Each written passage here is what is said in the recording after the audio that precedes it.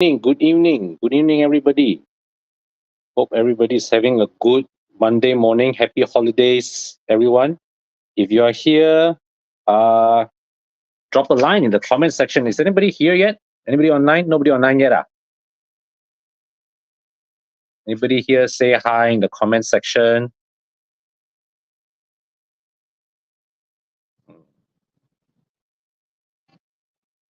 So how do every so those of you who have already tuned in, how did you guys spend your holiday today? Today is Agong's birthday, right? So how do you all spend your holidays?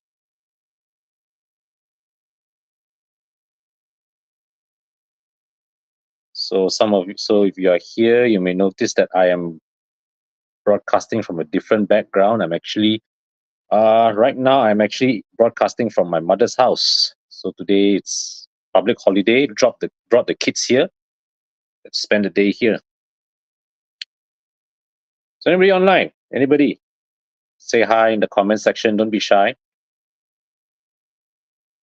So right now, as of today, at this moment, I'm taking the show myself. Bobby is currently in East Malaysia getting ready for Trans Borneo Drive.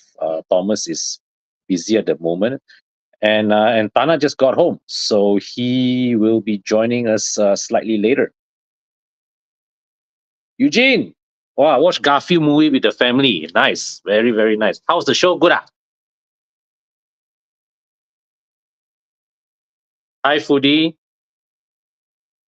Nice to see you with us. So I'm live from my phone right now. How's my audio? Hi, Vimeng. Hi, Andy. Hi, Udesh. Thank you for tuning us. Well, Andy, for me, right, I'm the kind of person that working on public holiday is not a big thing for me. Lah. In fact, if you ask me to choose, I prefer to work on public holidays and rest on normal working days. Right. So yeah. Hi, Jensen. Hi, Sean. Eugene. So Garfield movie touching as well. Good. Hello, Puvanes. All right. So that's Bobby's adventures in Kuching right now. So Bobby will be in East Malaysia for the whole weekend. He's right now in Kuching, and they'll be driving all the way to Sabah. Any of you here has driven in East Malaysia? Do share your experience in the comment section. All right. So hi Azim, hi Valerie, hi Lester. Yep, that's Alexa's place. You guys got it right. All right. So I've driven in East Malaysia a couple of times before. I remember there was one time in 2007 or 2008. The time I was in Miri. I was in Miri for a uni conference. Then my friend and I, at that time we were uni students, right? So we were driving around in our rented car. Nothing to do, two guys, nothing to do, right? Don't know what to do, right? So we were in Miri, then we saw a road sign pointing to Bintulu. So I just looked at my friend and said, hey, you want to go dinner in Bintulu or not? The two of us looked at each other, okay, let's go. Bah. It was when along the way we realized that shit, man, Miri to Bintulu is an extremely long drive. Extremely long drive. It took us, I think, about what, 3 hours, 4 hours. Puanes drove from Menumbuk to KK. How was that experience? I remember there was another trip. I went to KK. I went to Sabah. So from KK, I actually drove three directions. I drove once to the tip of North Borneo. Another time I drove to just the border of Sarawak, and then I drove to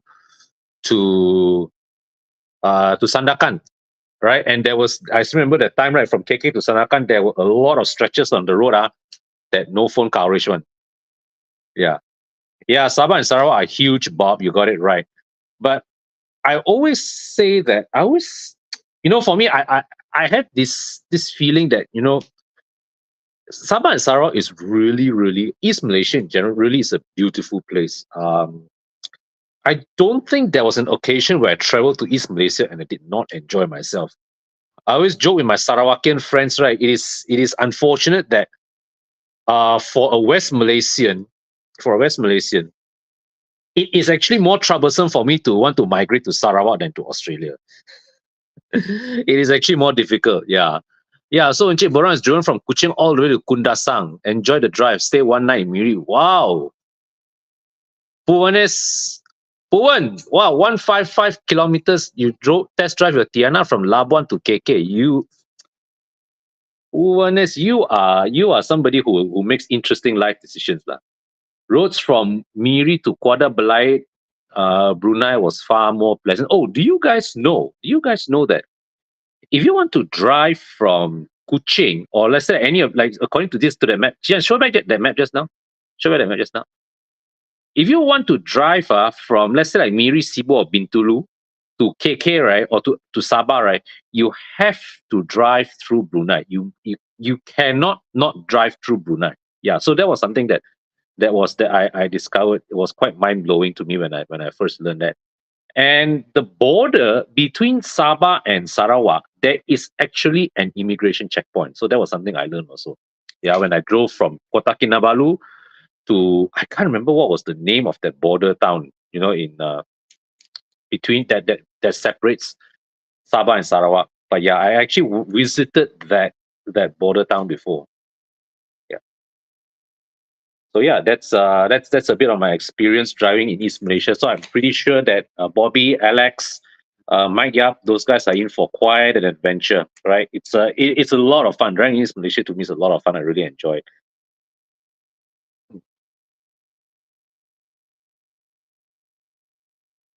Immigration checkpoint between Miri and Brunei is so laid back. Yeah, man. Yeah, man. Okay, so anybody got car buying questions for us to address? Now's a good time. But now it's only my opinion lah. We don't have the other guys to chip in. But yeah, if you have any car buying questions, do shoot away, right?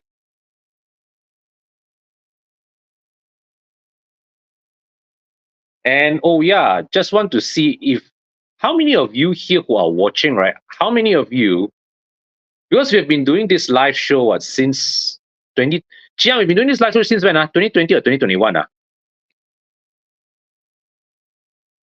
Okay, never mind. Danny, where can I buy cheaper G80 or G82 X drive? Buy used or buy recon, man. The best is just go to Muda, go to Facebook Place, go to Carlist and sort by price. Right? Get those are the cheapest. Right? What's the cheapest in the market now, Chiang? 560K. Wow, M3 some more. This is Japan spec, unregistered. Not bad. So the thing, normally, right?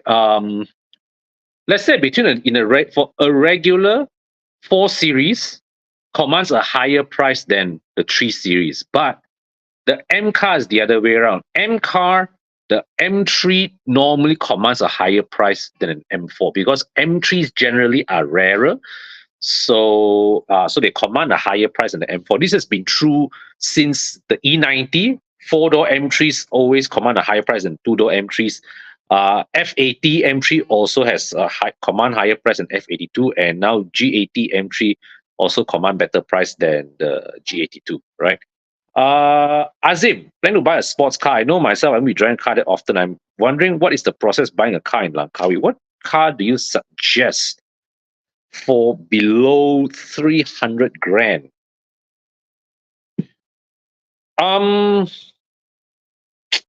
Buying a sports car. Okay, now below 300 grand. I know there's how about a GI Yaris? Have you considered a GI Yaris? Those are going for about just north of 200. I know of one for sale if that tickles your fancy, right? R8 V8 going for less than 300. Oh yeah. Possible.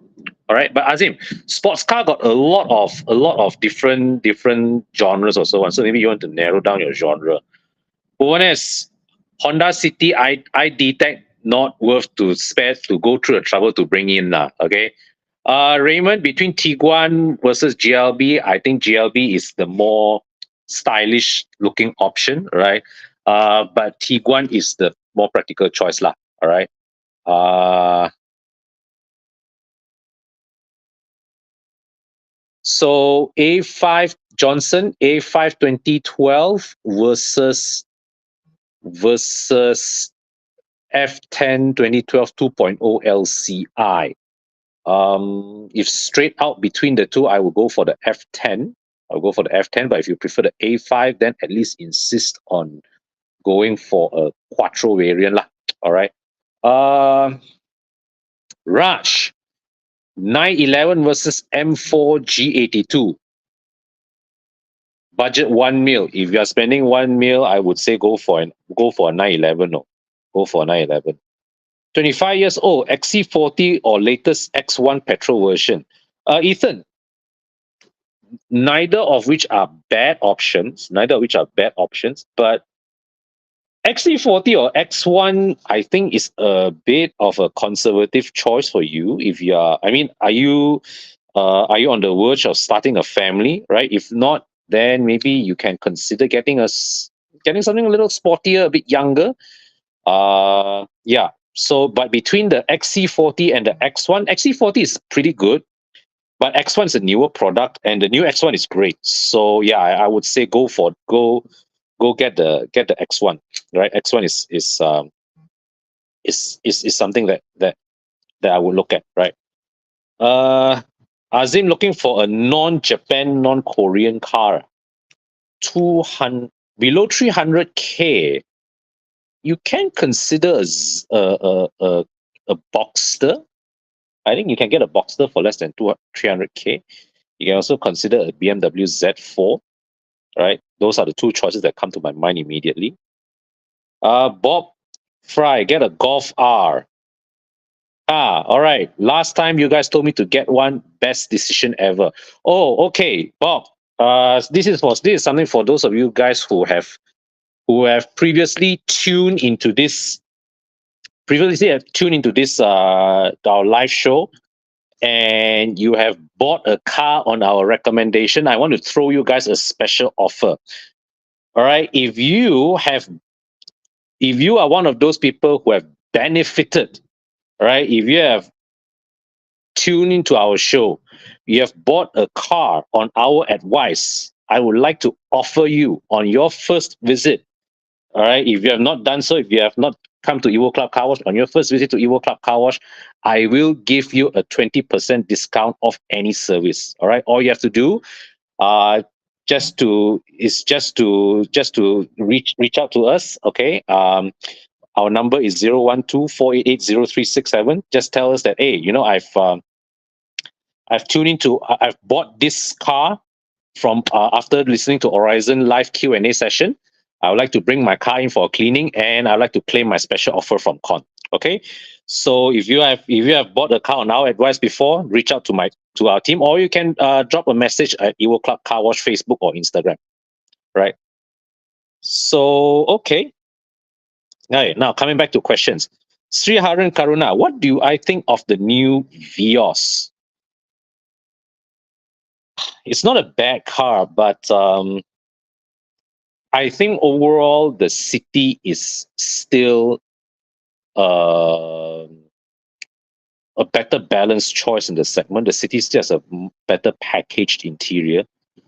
All right, and the Vios being based on the DNGA platform is a Myvi quality kind of car.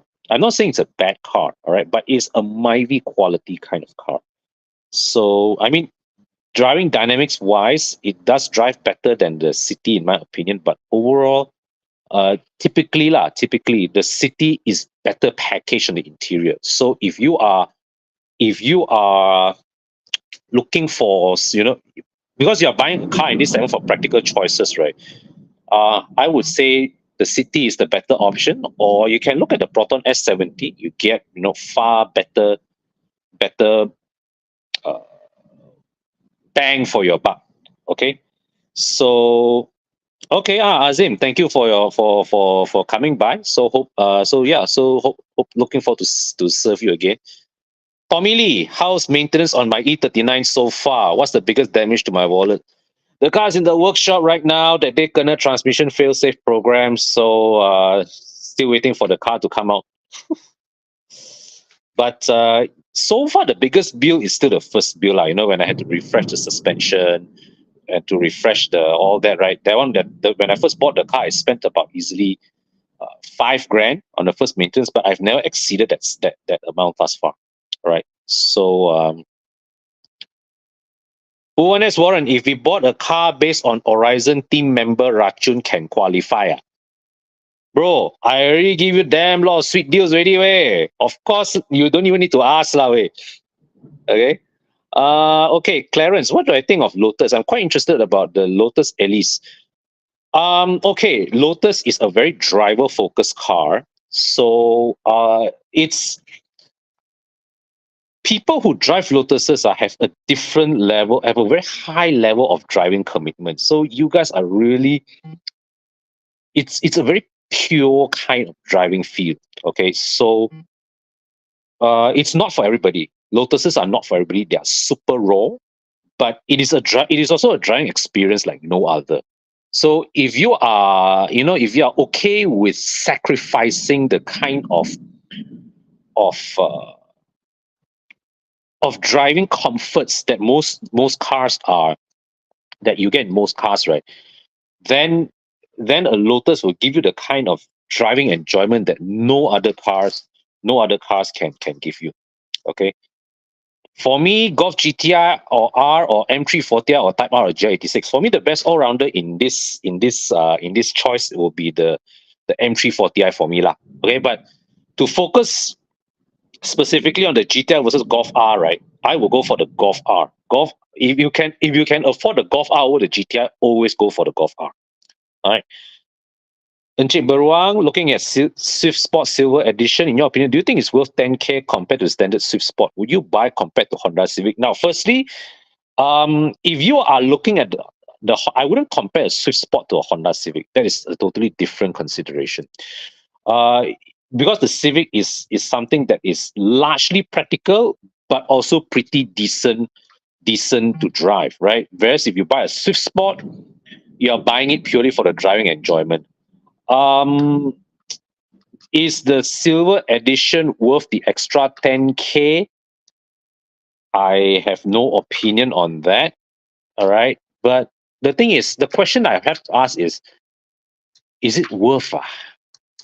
Uh, let's put it this way lah. If you are taking loan, if you're spreading over a loan, the 10K is not going to make much of a difference. It's not going to make much of a difference. I would say that if it's available, no harm getting it. All right, but I wouldn't say it's a must buy. Right, there are some cars, right, some special editions that are, let's say for example, if it's a run out edition, though they come with certain enhancements that are must buy. But this one, Swift Sport, what are the enhancements they have here?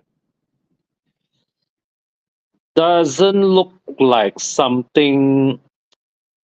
It's not bad lah. Okay, it's not something I would warn you off, but not no not something I would race after lah.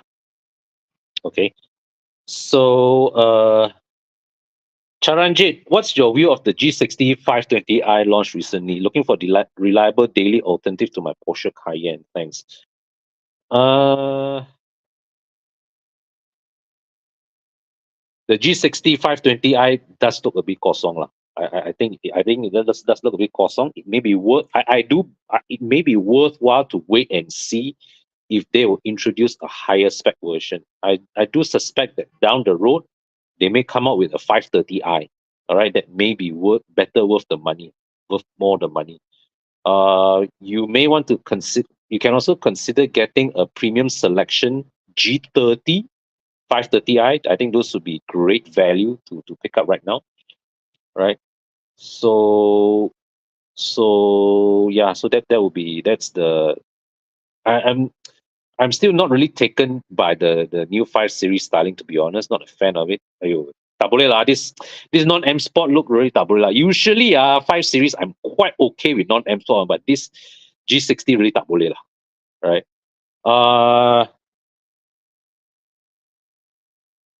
Daryl, what's your fun car between Mazda 3 liftback versus Civic FL1 or FK7?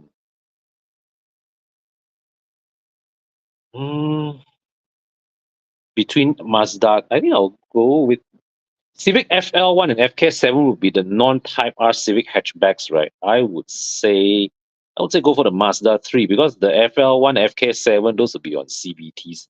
I go for the Mazda 3. H-Sing, first Porsche and sports car 987.2 versus the 997. I will go for the 997. I'm a 911 man, so between 987.2 and 991, if you can afford the 911, go for the 911, right?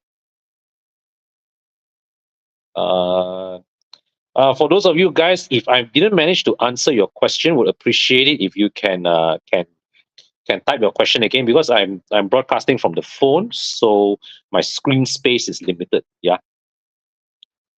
So Harris is looking at either the Civic e-hybrid or the Mazda CX-5 diesel. Great fuel economy and driving fuel. Go for the Mazda CX-5 lah. All right, this level of cars, right? I really go for the diesel. Go for the Mazda CX-5 diesel lah.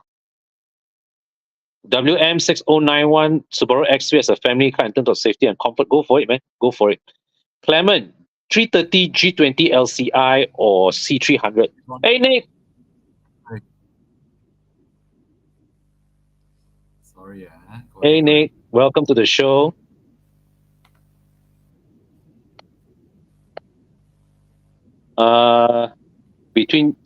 This is a tough one. Okay, Clement, G30, right? Okay, G20, right? If you don't mind, the problem with the G20 really is the harsh ride, especially on the M Sport suspension. So if you want something that you can live with daily, it has to be the W205.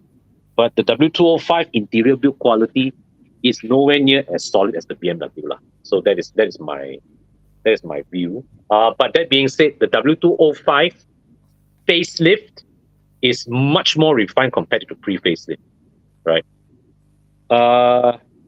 Jerome, that's Jerome, you right? Yeah, today Thana is joining a bit later. Well, we have Nicholas here with us. Bobby is now in Kuching, preparing for Trans-Borneo Drive, and Thomas is a bit busy tonight. So yeah, it's me here. Okay. Ison, new 48 GT or CX5. So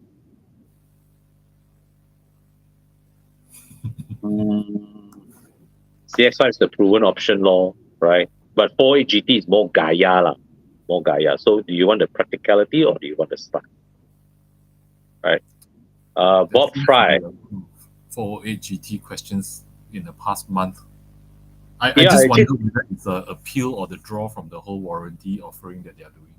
Actually, the 408 GT, I can see there's quite a lot of interest in that car because that's reflected in the 408. My video on the 408 is one of the highest viewed videos over the last 2 months. So that car definitely has an interest. But like what Bobby said, right, the 408 is not worth going for the higher spec versions. You're really better off at the low to mid spec variants. Those are the best value for money purchase variants, lah, right? Bob Fry, if you found a genuine C32, I think you can buy lah, no question lah. All right. Hanson, 530i versus M340i budget, no problem. Of course, M340i law, because firstly the G23 series, right, in terms of interior space is pretty decent. Number one. All right, and number two, it's 6-cylinder engine versus 4-cylinder engine lah, no contest. So I will go for the M340i. More of a selfish car. Yeah. Hey, 340i also pretty. Oh, okay. But if let's say if you don't mind the 540i, yeah, you get the G30 platform and the 3-liter engine. This one 230,000. There's another 540i going for about 170k. Still there, man. I thought Black no more. color one, that one I saw lah. So I don't know whether it's, but that one is a UK unit X drive. This white color one is officially imported by BMW Malaysia, I believe. This one, yeah. Okay. Yeah, the one that I believe you saw, that one was the X Drive. Yeah. Clement, W206. I have not personally experienced the W206. But I can't imagine it is less comfortable a car than the 330i.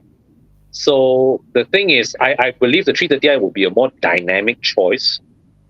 So the question is, can you live with the 330i's ride? Right? And of course, the 330i, but now 330i, they got the they have the adaptive M suspension. So I think that's the box you definitely must check if you want to go with the 330i. Because the passive M suspension really tak boleh, man. Really tak boleh. Stephen Lim, Lexus RX will not have any concern of durability. Even if the mileage is 300,000 kilometers, you don't have to worry about durability. It's a Lexus. Yeah, with a Toyota parent. Yeah. Vincent, did Bobby do a video for the FD2R? I don't recall. No, he has driven the FD2R before, but I don't recall him doing a video of it. Yeah. Eugene, Mark 7 GTR or W176 A250. Between these two, I will go for the Mark 7 GTI lah. Yeah. The 250, as I know, doesn't harsher ride long, much harsher ride long. Harsher ride is one thing, way. The interior quality is poor. Yeah. Tak boleh one, the interior tak boleh one. Yeah, the screen is quite sad. That screen in itself is quite sad. It's Yeah. smaller than the Mini. Tak boleh, tak boleh. Right? Yeah. Agree. So who? Oh, somebody else has joined the fun. Is that Thana? I believe so.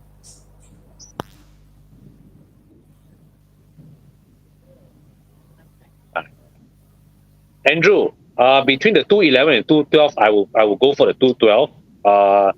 My preferred version of the 212 would be the ones with the 1.8 CGI engine. For me, I just feel that the 1.8 CGI is just more, it's just smoother and more refined. And the build quality of the 212, if you drive back the 212 back to back against the 213, the 212 feels properly solid.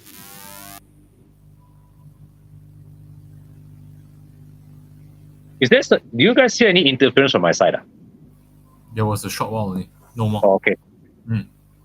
Kon, you pick the questions. I don't know why my interface today can't pick. But okay. So for Mazda 3 liftback, it's fun to drive. It is fun to drive. It is fun to drive, right? Okay. ZZ thoughts on a used Nissan Lacio. Cheap, reliable, about car, budget 20k plus. Any other? I would say that there are a lot of better options than the Nissan Lacio, right? 20k, cheap, reliable to run. You can't get a Civic. A default setting button is my V. My V lor, right? No. I mean, Lacio, no lah. I don't. To me, doesn't look nice. Doesn't write anything special. Interior, song. Yeah. So, hey Thana. Hey guys, welcome. Hey Thana. Yeah. Bring the Sparky back. Yeah, man. It's raining cats and dogs where I am too. Okay.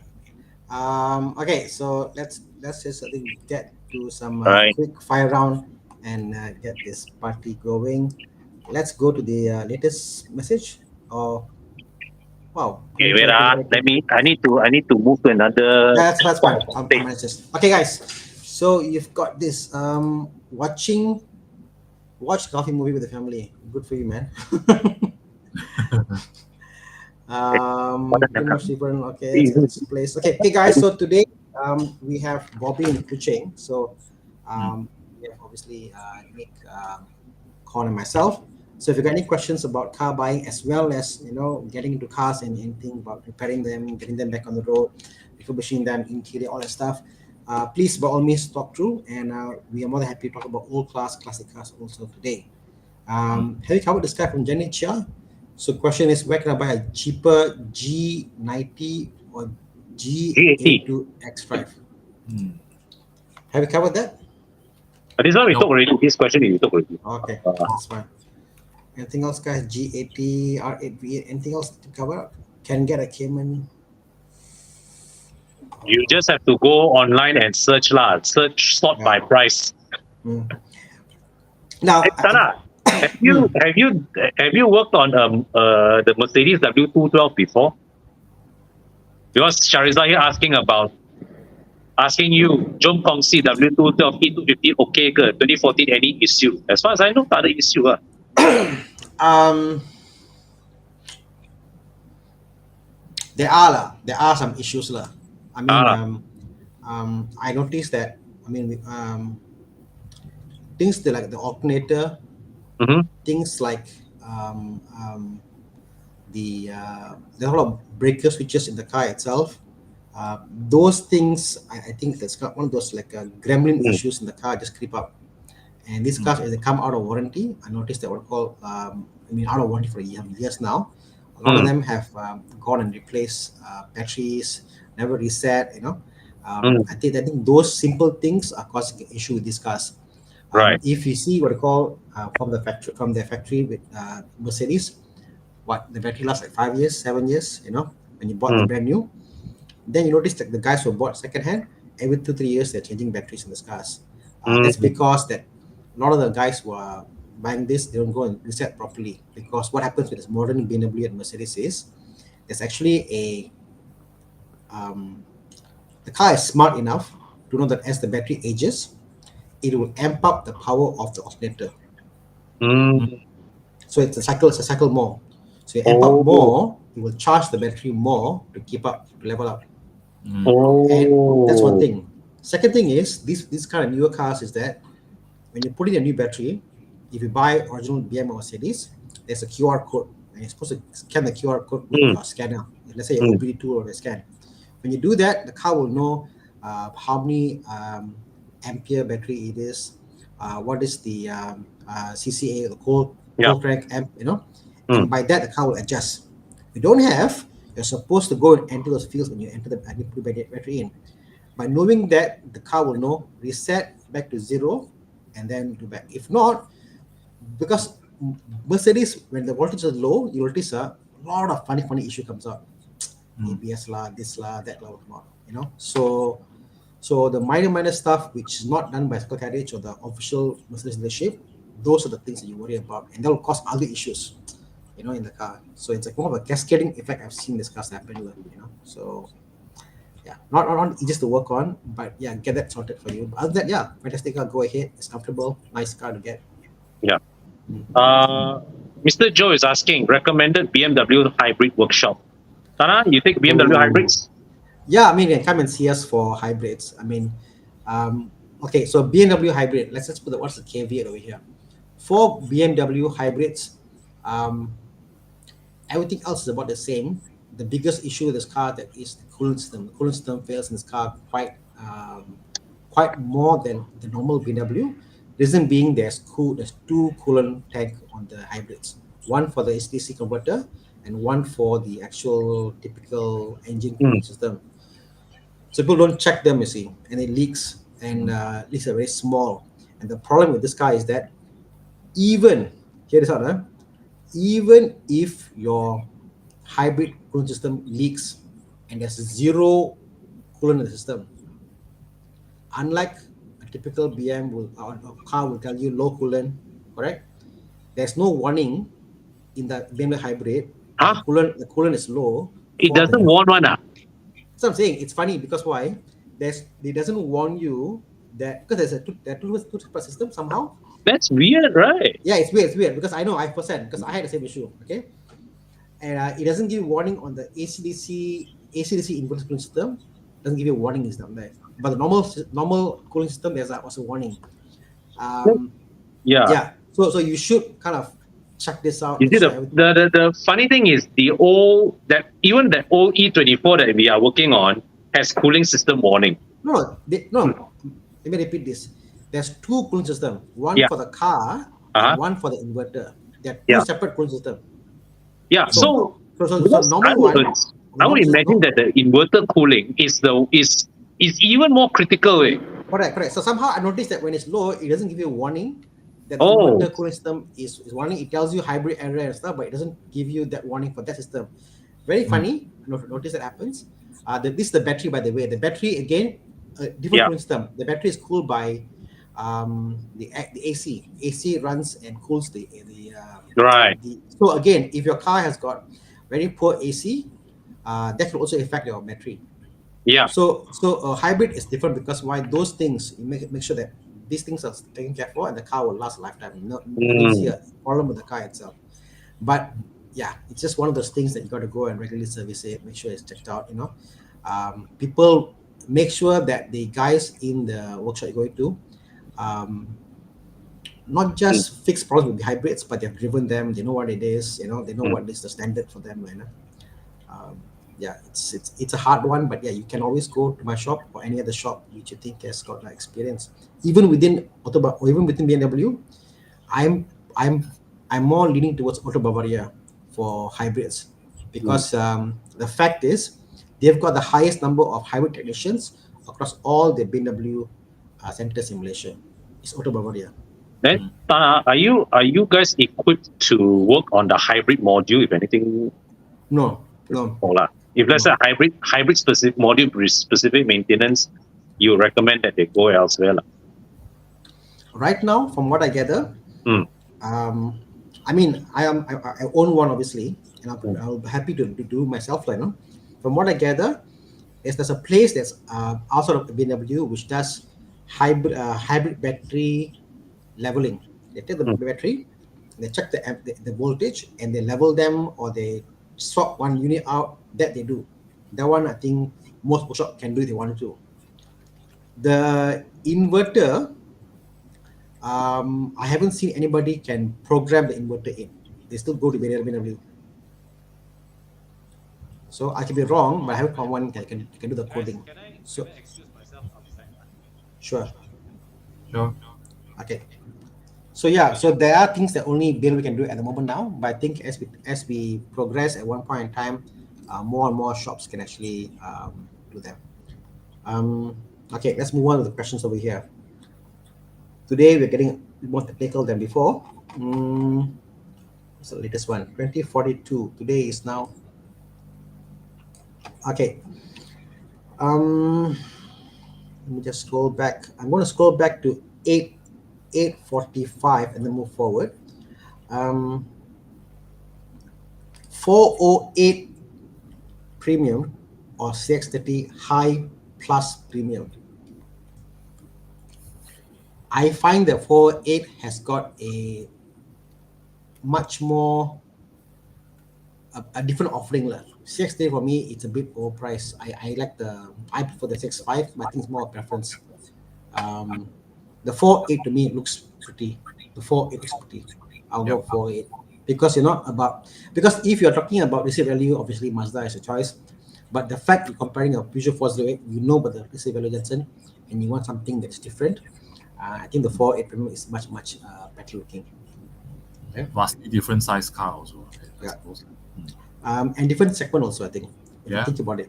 Agree. Mazda 6.5 2.2 diesel versus a used Volvo XC40 below 180K.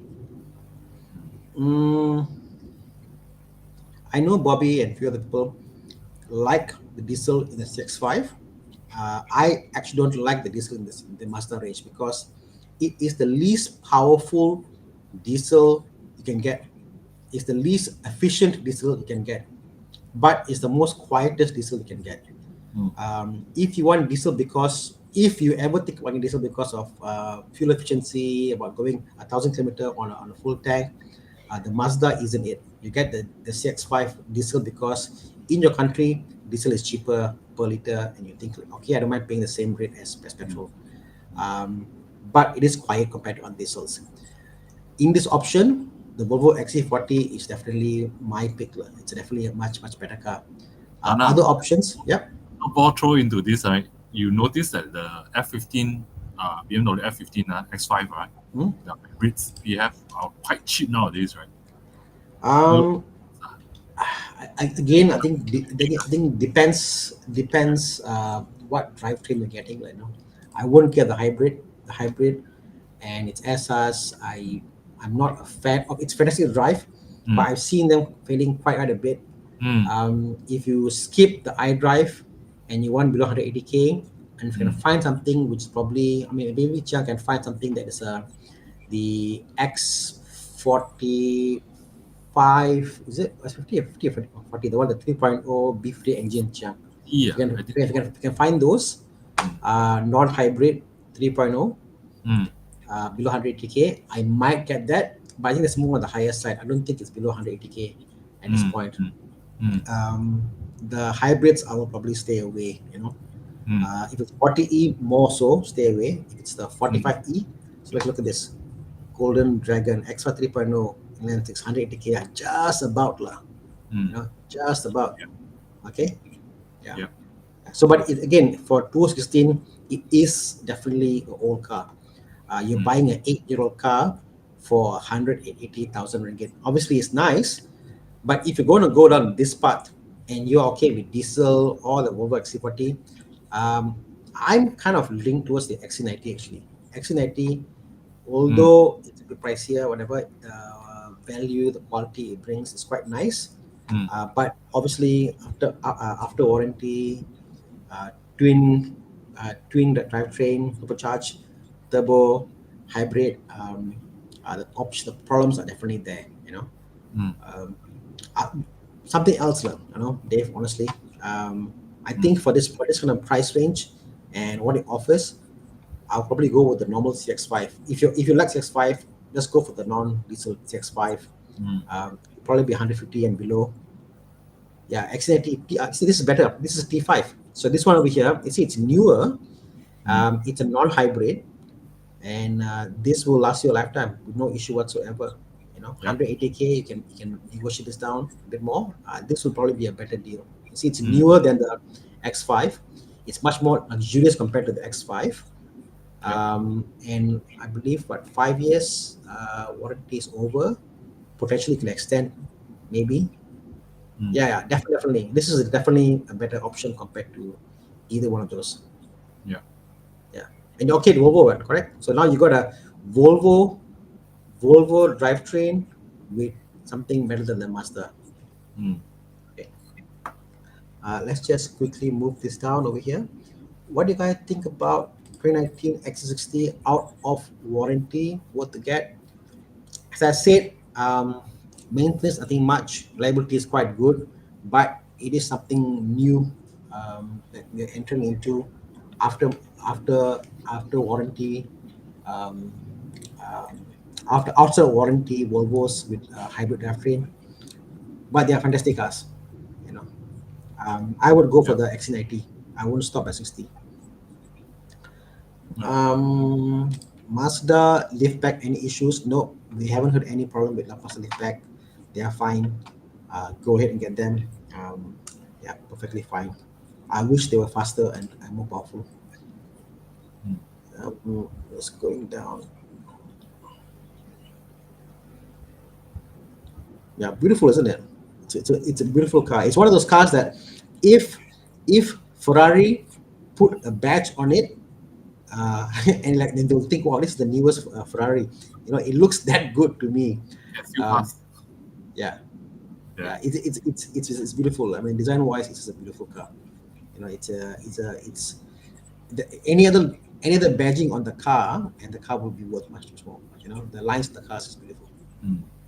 You know, Would have this been nice picture, to this have picture 5T doesn't on. look just this. this picture doesn't look good on the show earlier, you got to see it in person. There's a bit of a reflection on each corner. Yes, Nick, you say? Oh, I say it would have been nice to have the 2.5T in there. I Oh, don't think I don't think Mazda does a very good job in pairing mm, engine, drivetrain, brakes, mm, and mm, response pedal. BMW is very good. They know how to. This is kind of a better picture. BMW is good on how to match a drivetrain with a car, and you find that wow, the 2.0 in the 7 series, the 2.0 on the 5 series, on the 3 series, and how they feel different, and it's mm, well matched. Master, I find that they give an adequate amount of power with non-turbo. mm. Adequate is the word, nothing crazy. The turbo is just too mental. The brakes aren't sufficient. It feels scary. I just find that I just wished they had probably put different suspension on the car on the T version of the X65. Be I more wish they put adventurous. different brakes Mm, and tune the response pedal a bit more. Put a mode there, spot. Like make it different a bit. Now it's just a bit too mental. Like just pulls like out of a bat out of hell. So yeah, not a fan, not a the fan, way not a they fan. tune after driving a number of them, right? They tune it in a way that is for very normal driving, and it's very smooth, very easy to modulate speed and everything, but Yeah, it's not yeah, exciting into to what you yeah, correct. playing lah. So That's one what is extreme and one is that. So yeah. yeah, pick a poison. Jim Lacey we have here. Jim Lacey says, "Hey guys, what car would you recommend for a fresh grad with income of 3,000 ringgit a month? Used car, preferable, please. If you're a fresh grad, Jim Lacey, with income of 3K, I suggest do not get a car under installment because I don't think you are at the category to buy a car under installment. Save up money, and depending what you can save up to, if it's a sub 10,000 ringgit, you can save up to. First gen Swift is probably about in that 10,000 ringgit range now. Mm, Uh, Great car. The first gen, I think it's like 14,000, 12,000. I've seen 8 to mm, 10,000 for sale. The cheapest Swift you can get. Um, Cars like definitely go Japanese lah. Definitely go Japanese. mm, Something whereby the cost to replace is cheap. Honda City again is a great option. Honda mm, City, if you look around, a lot of the cities are owned. There are some one owns by people has a third or fourth car. They used to go to Pasar and come back. Those cars have got excellent mileage, well looked after, and it's cheap to maintain. I mean, to give you an idea, less $100 brake pads for a Honda City. mm, Filter about 40 ringgit, 50 ringgit filter. You're talking about air filter for 30, $40. So they're very, very cheap to maintain. Honda Cities, also the Vios. So and try to get a cash buy. That's what I would say. Because mind you, 3K income is your gross. Net, you're gonna bring back home about 2,000, 27, 27, 26. yeah. So nothing much for you left for you to afford an installment. Although you can qualify for a loan of let's say $800, I said don't get a car under installment now. Not Mm, the time yet. Um, yeah, see, Jim Lacey says get something reliable and cheap. Axia might be, yeah. I mean, something that I believe something below around the 10,000 ringgit mark, cash buy, and something with cheap to maintain. Might be Axia, go with Japanese, the Vioses, the cities, those are cheap car to maintain. Small car, small engine. mm, You pay less for lubricant. Some of them 3 4 liters. You're counting already. Yeah, yeah. very cheap. I'm going on. I'm going on quickly to catch up with you guys. Adam Helmy has a question here. Adam Helmy, hi guys. Looking at a daily driver, my friend has a F30 320D, 9-year-old in pristine condition. Wow, beautiful. Plan to let go. To me, and personally, I was thinking of. Sorry, I'm looking at daily driver. His friend has a F30 320D. Mm. He wants to let go. The friend will let go, and he was thinking of a E46 325. I'm baffled here why I'm not looking to spend too much while still open option. I don't get the question though. Did you understand? Basically his friend is looking to let go of the 320D, right? But he is preferring or leaning towards the E46. Oh, I see. Bro, Yeah. bro. Okay. Let me give you this thing over here. Out of 10 diesel cars I've seen, the F30 or the E90, yeah, I would say 80% have high mileage because they are well used. They really go for high mileage cars and they drive them, which is fantastic. However, not all of them are in pristine condition.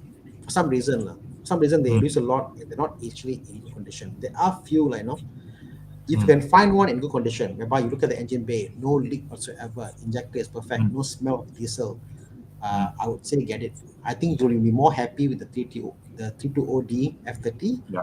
than the E46 Think about it. The F32OD, one fuel tank does 1,000 kilometers. The Yeah. E46 one full tank will do you like 300 kilometers. You're happy already, you know.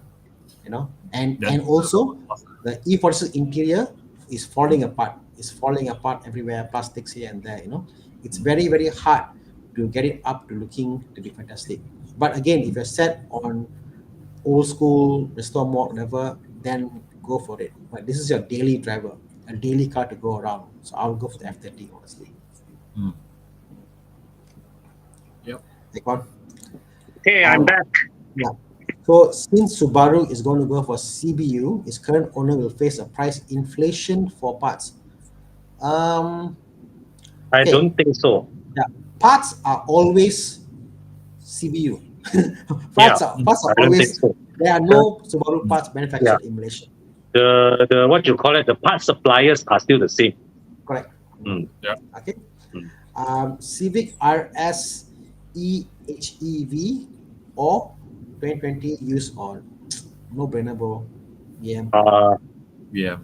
BM lah. BMW for me lah. BMW for Yeah, me. no choice. I mean, the Civic. Okay, this is the way I look at it. Like, when I saw the Civic, the RS, you can see my video that I did. I was impressed. I was like, wow, Civic has landed. Civic has arrived. For the first time, the interior is superb. It's good. You touch it and you're like, okay, it's still a Civic. You still feel it's still a Honda. But you're looking at the interior is so good, so new, so refined. Oh, but I'll say this though. This Civic is way better than the Civic FC. Way more improved. It's way, way better than the early Civic. Yes, I agree. We all said that. Me too. I said it's way better. I agree. But come on lah, you cannot compare to a BMW. It's a BMW. We compared to the early Civic, we're like, wow, this is fantastic. For the first time, they've done a good job. Yes, but not a BMW. Okay. But what lah? 330i, I still have that one reservation lah. The right quality. Yeah, Wow. that one can change. I mean, okay, look here. Look at the interior. This interior looks very Italian, almost. Looks very. It's great. It's great. This is good. Beautiful. Fantastic. When you touch it a bit more, you can feel okay. It's still a Japanese car. It's not like No, Audi quality. But the looks wise, there is that Audiness in it. This interior, right? It looks like it looked like Honda engineers. They sat in a Mazda and decided, oh damn, we better up our game, man. Yeah. The 330i, you're right, Kon. The suspension is very harsh. I met someone over the weekend. I bought a car from them. I bought another BMW. Okay, so and he was saying me they bought this. His father bought a G20, and I said, "Well, I said suspension." See, yeah, when you drive the car, my father got a backache. 330i is harsh. It's very harsh. It's the only 3 Series I have no love for, except it's an M340i, is the G20. The M340i I love, but all the rest, all like the big here and there, you need to get a good setup of suspension. Actually, the suspension setup, right? I feel that the non-M Sport got it right. The 320i had the spot-on suspension setup. I think they got it better. I don't think they got it right. You see, I'm being fair now. I'm comparing the Civics and all this cars out there. That's just fair, really fair, They got it better than the M Sport. Better, but I won't say they got it great. That's why I find that if you go for aftermarket suspension on the G20, I think it's better. The stock ones are not just to my liking. Something is lacking with them. It's a bit either too harsh, a bit too soft, and I find that somehow the car feels longer, and somehow it feels not as sharp compared to F30. The F30 feels very sharp on the road. The G20 feels like a longer car. It feels a more loftier feel to this. Really? When it's non-M Sport, it Uh, doesn't feel like me like it doesn't feel as sharp. Because you notice this, the steering dynamics of the cars. When you went from the E46, okay, it was okay. E90 was super hard, right? E90 is super hard, super stiff. F30 became super soft, super light, very light. G20 became stiffer. A yeah, bit G20, right? It's as if as they try to recapture the E90 correct, feel, right? correct, You can feel that was the correct. thinking behind it. So But when you go backwards, when you uh, make it more dynamic steering feedback, a bit more harsher, but the car's weight has got a bit more, the car's got yeah, fatter, the car's yeah, got longer. mm, Somehow people are used to F30. You're like, why you used me? Mind you, the same time you compare it to a big Mercedes, mm, Mercedes's handling is very sharp. They've gone mm, sharp all the while. So now the new guys are aiming sharper and sharper steering. You have gone the other way. But mm, for the same kind of feedback you put into a G30, into a 5 Series, totally fine. On a 5 Series, it's beautifully matched. It drives well. In mm, the 3 Series, I just find it's like, it could have done better. They could have done a better job mm, on the steering feedback. I don't enjoy the steering. That's me on a personal note. mm. I would definitely buy a G30. Anybody want to buy a 3 Series? I'll say don't buy 3 Series, buy a 5 Series. But M340i, oh yeah, go for it. Yeah, and M340i is a different animal, Yeah, right? Chong Diang Lim. yeah. Is it easy to maintain a Ford car, a small one like the 1.6 liter Fiesta? Funny you asked this question. I just Bought one? huh? Just bought one? Fiesta. You bought one? Huh? You bought one. Did you buy one? No, I didn't buy one, but I recently had to service one. Okay. I had one though. Yeah. I Yeah. had not the open. I had the other one. What's the 0.4? Is it? Was it the 1.4? What's the other engine? The one point is Fiesta had the 1.4, 1.5, and 1.6. I had the. I forgot now which one I got. Chiang will know. Was yours the facelift or pre-facelift? Pre-facelift. Pre-facelift would have been a 1.4, 1.6. Yeah, class 1.4, I believe. Yeah. Chong Diang. Yeah. So, oh my god, I forgot what car I had. Yeah, but it was nice. The what I kind of was shocked to find out, correct, yeah, 1.4 I had like 1.4. What I was shocked to find out was that the biggest issue with this Fords, and again I had a Mondeo, I had the Fiesta, I still have a TDCi, I have an Everest, and all of them kind of went through the similar thing. Electronics on the Fords is Really? to me was the electronics. I find that when they go wrong, and they do go wrong, finding parts is an issue because new is expensive. Once you go to the used parts, whatever, you can get to the point to fix it, Well, my experience with my S-Max is that the electronics are quite sturdy. It's the wear and tear parts are that, I tell you. For me, wear and tear parts are not so much because again, I know where to buy them. It's not so bad, Thana, the day you share with me your hot price of brakes for my S-Max, it's still more expensive than BMW. Yeah, but your BMW is very old, boss. Your BMW is very old, so you must compare with a newer BMW. Fair enough. Okay, so yeah, I think it's fine. Go for a well-maintained one. All the small cooks here and there, I don't really mind because the Fiesta is so nice to drive. It's nice. It's a nice car. It's a nice car to drive. The price you pay for it, what you get, it's quite nice, lah. I won't put it out, Okay, let's move on. Nuwan Kula Siri. Just bought my 328 F30 214 at 20 dollars for timing chip issues. Okay. OEM and original, understand this. When you buy on Shopee and Lazada, they are not OEM nor original. Those are China fakes. China fakes, but they're China manufactured. Copy. I would not, in a million years, put anything that is internal to the engine from China. I would No, not, no. because you have anything engine internal, you must get either original or original equipment manufacturer. Yeah. OEM stands for original equipment manufacturer. What that means is original says the word BMW Group on the box. OEM will say brands like Meili or German brands, Mm, those are original equipment manufacturer. If you mm. don't know, don't buy them yourself. Yeah. Get the mechanic to buy them because they Get will the know. get a Yeah. trusted workshop to buy it. People like Thana, people Mm. like Prestige Car Yes, Care, correct. all these established workshops Mm. with a reputation to protect, Mm. right? They will source these parts from Bro, reputable I parts tell you, suppliers. some customers say, hey, this is going to car this part, and they get cheaper. They buy the same Meili, for example, from Yeah. Lazada, way cheaper. I say, Mm, why are you so expensive? Buy mine is so much cheaper and more compared to what you're selling for. Mm. Because we buy from the original supplier chain. You know, you mm. must understand this. Even with Mercedes, Mercedes example, Mercedes doesn't actually Hey, carry the part Bobby. themselves. They Hey, buy from Robbie! Lawa.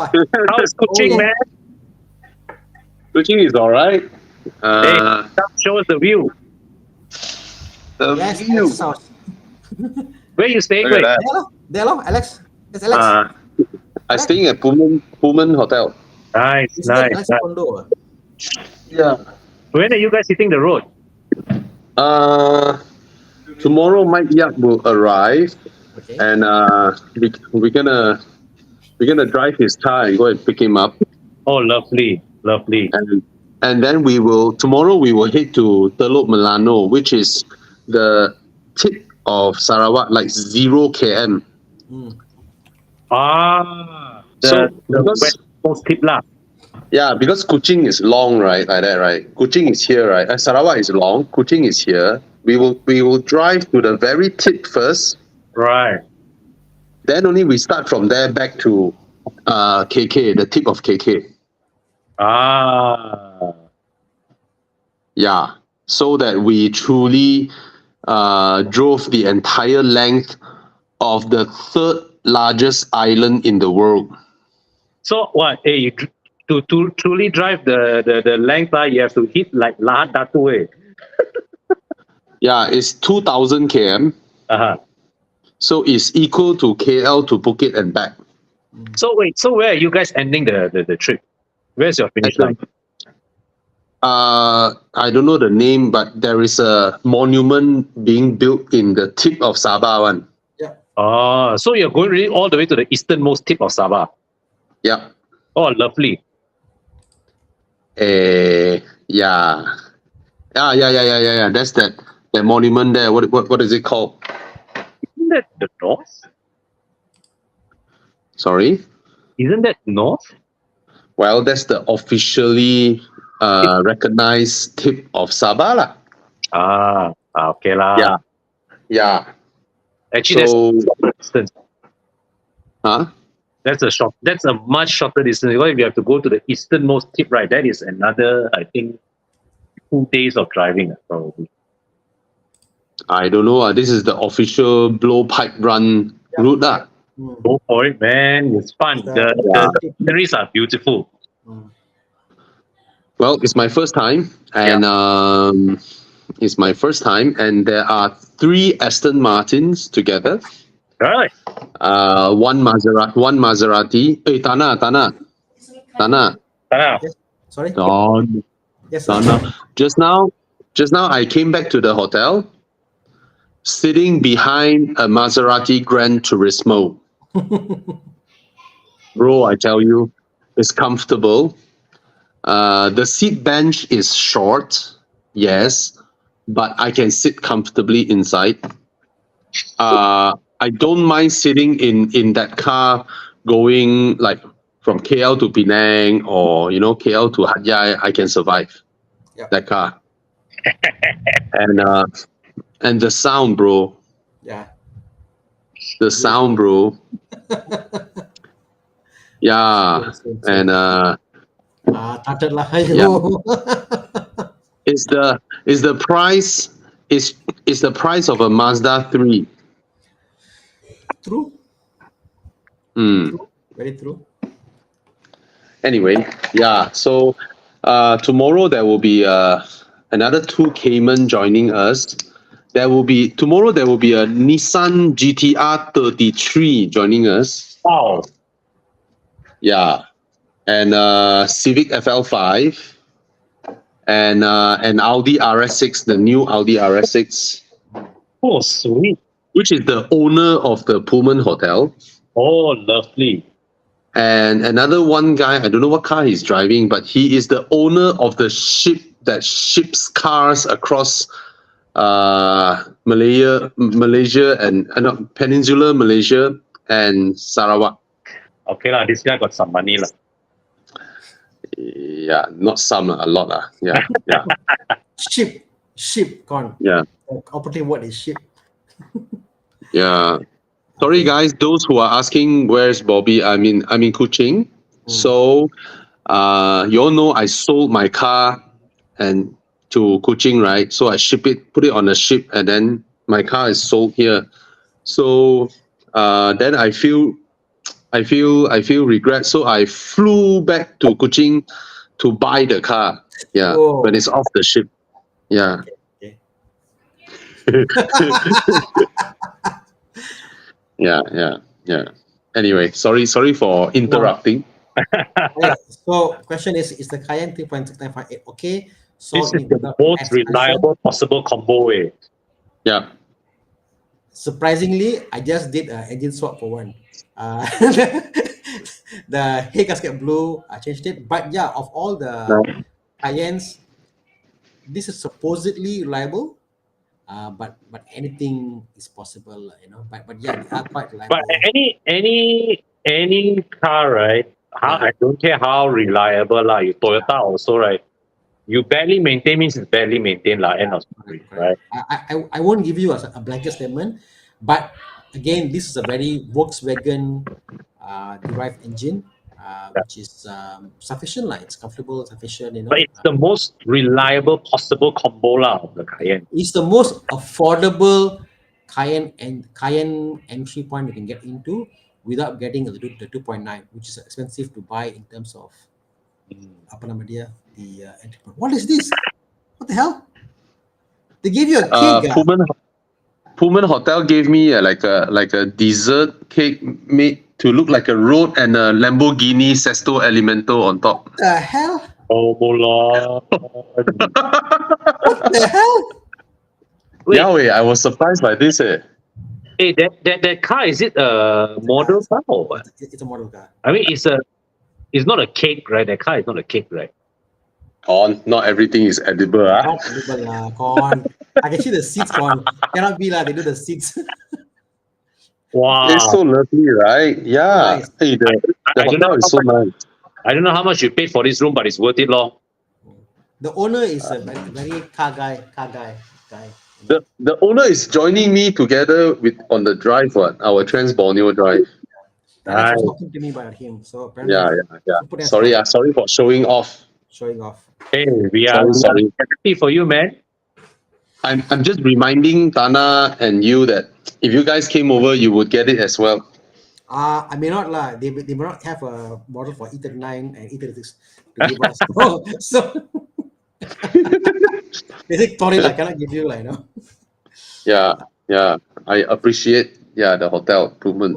Anyway, sorry for interrupting. 204 silver BMW 330 CI convertible facelift on car list. Would it be a Don't think it's a bad car, right? I mean, it's okay car lah, you know. What this is now is going for 69,000, I believe.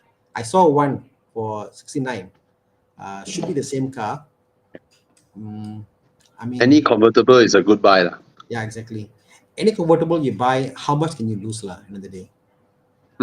It's the one Hey, this one's Sunil having, right? This car. The owners I know. Yeah. So yeah, it's nice. I mean, I've driven the 330 CI for some time, for about 2 weeks, It's a nice, comfortable car. Good pull, nice. Engine is easy to maintain. So yeah. Beautiful. What's your take on Kinetic TOD? Reliable. Reliable as long as maintained. You know, the main pulley, crank, all that stuff is there, but just maintain it. You know, that really Agree. shears off. The whole thing breaks off. You know, so much torque in the car, the main pulley just shears off. Oh, Crazy. Where is Bobby today? Bobby is here. Okay. This question came out of Okay. 2-3-year-old is a G30 lah. Yeah. G30. no problem. Easy G30, G30, I would say, like God level. They came and killed the market, and with no other sedan comes close.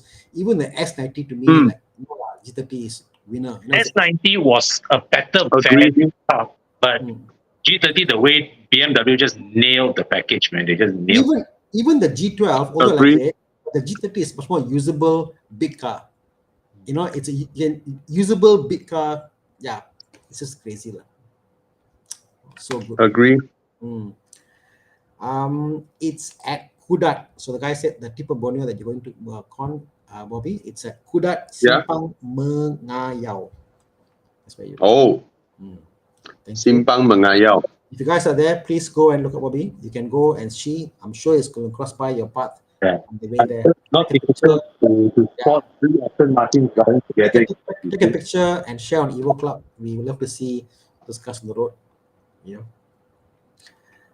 Someone asked him, Bobby, what car you driving in Kuching?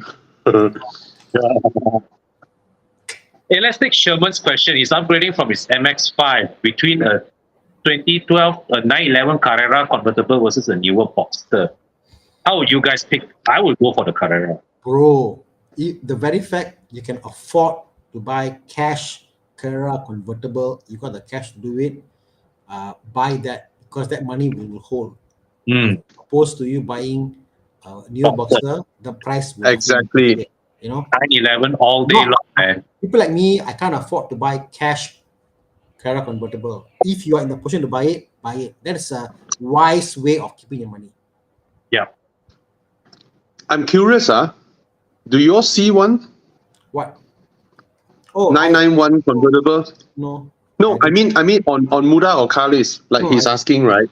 I didn't see. I didn't see. Not a 2012. Yeah. No. Unicorn, if you found one now. Yeah. Oh, Yuri says 69,000 is the pre-facelift Cabrio. 204 is facelift Cabrio. Okay. Have you met any spooky stuff? What kind of question is that? Okay. Alif is asking between looking for family SUV for frequent interstate travel, CX-8 versus Kia Sorento. Carnival is too big for him. So Thomas recommends the Sorento.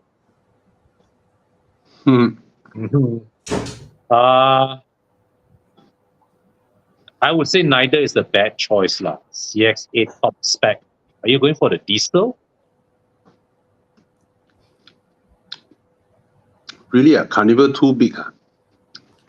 Carnival too big lah. Carnival is a fantastic car to go on road trips, you know, with family and stuff. But the Carnival, I find the Carnival drives smaller than the CX-8. The whole the steering input when you're driving, whatever, it feels like a smaller car. The CX-8 feels like a larger car. I think it's the length versus width factor. No, the steering, how heavy the steering feels. CX-8 gives you a very Yes, heavy. the CX-8 felt like a lengthened car.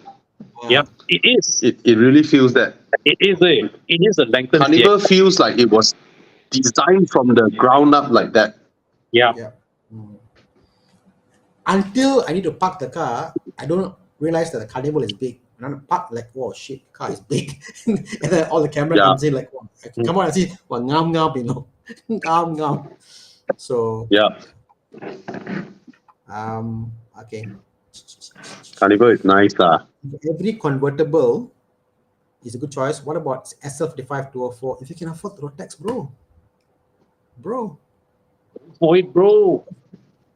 But I must say though, Con, I was thinking, Mm. you know, like the older CLKs, the smaller engines, a very small and 1.8 engine Mercedes convertible. Would you get Mm. that?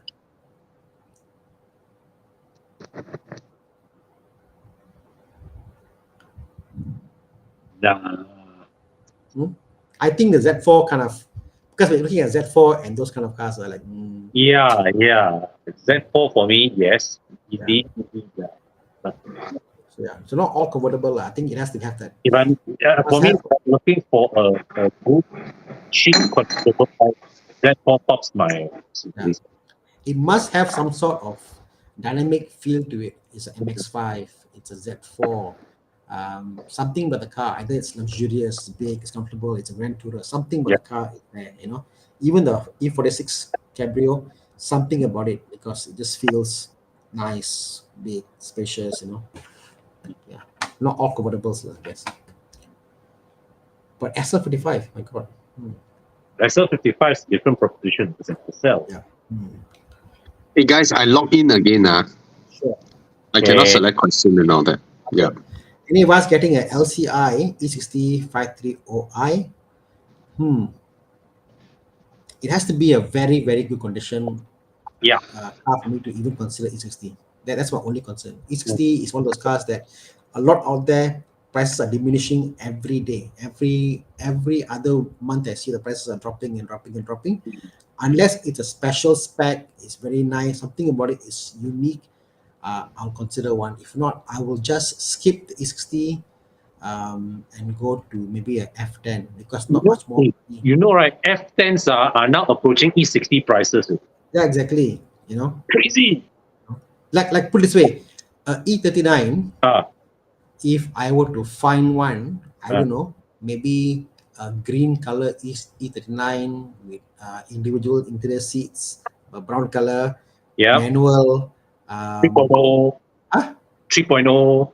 3.0, you know, and even if the car cost me 60K, twice the E60, you Yeah. know, that money I spend there, I know I won't lose money out. Yeah. Not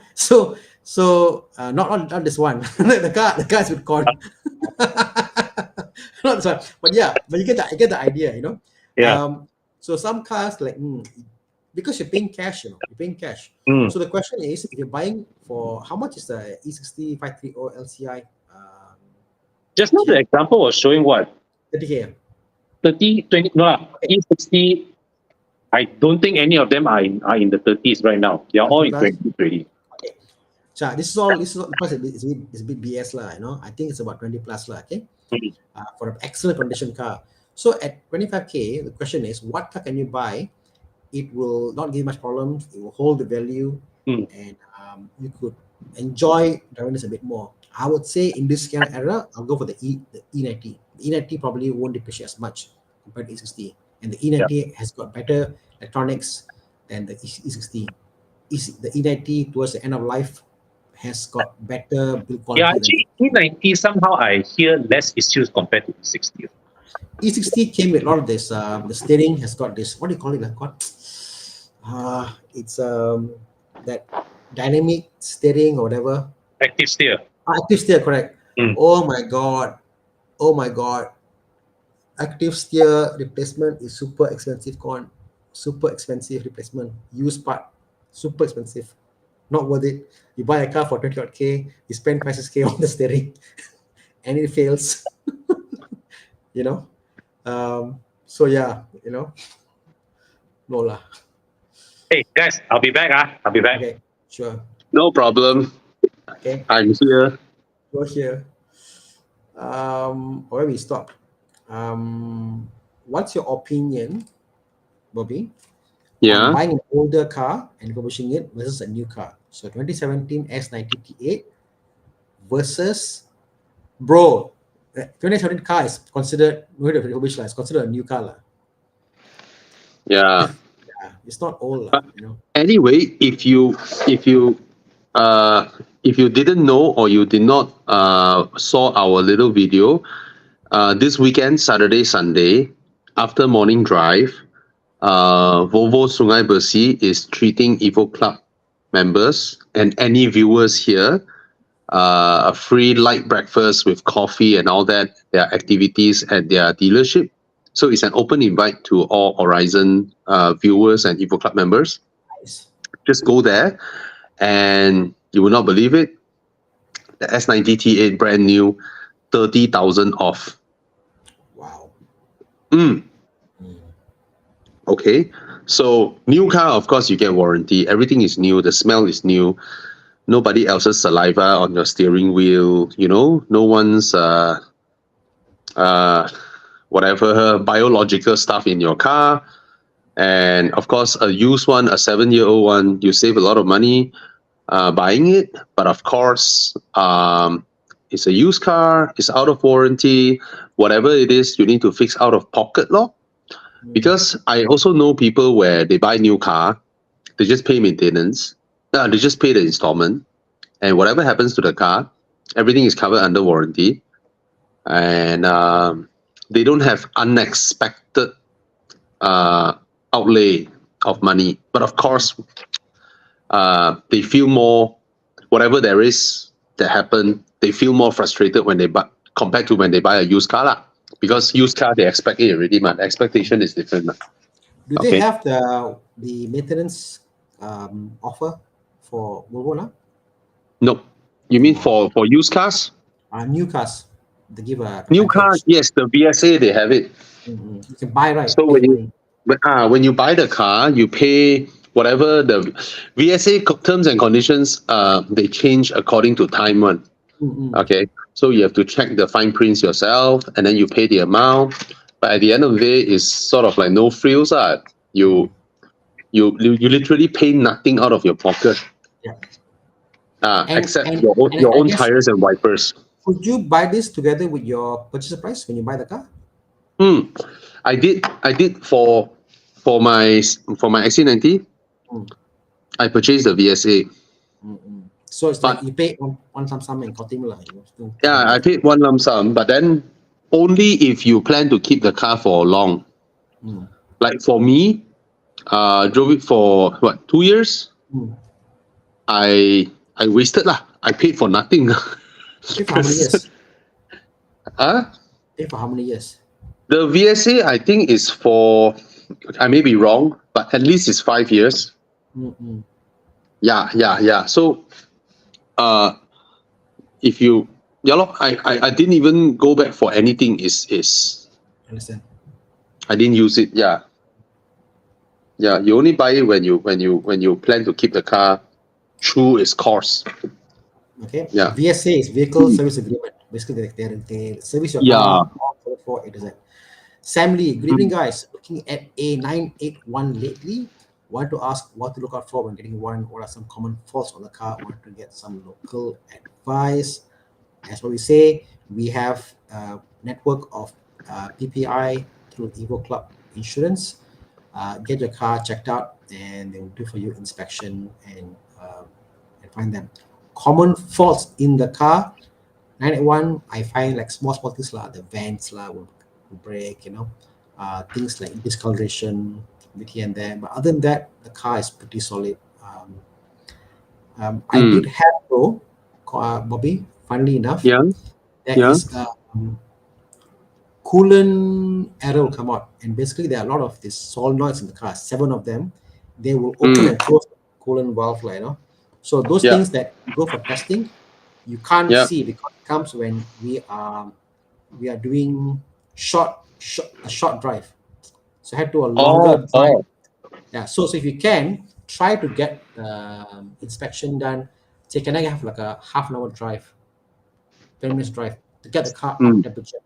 Because they've got all these options, Bobby, like the rear exhaust, and you got option there. So all these things are controlled by vacuum.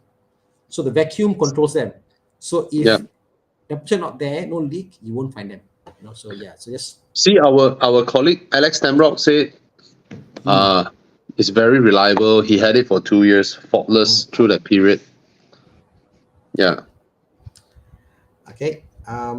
What's your opinion, Bobby? This one you can answer. I'm not Correct Yeah. answer yet. BYD Dolphin or the S70? What's your pick? Wow, so different. Okay, both cars are very comfortable, and if you work in an office and you are static in your office, that means you are not a salesperson. You don't run everywhere, right?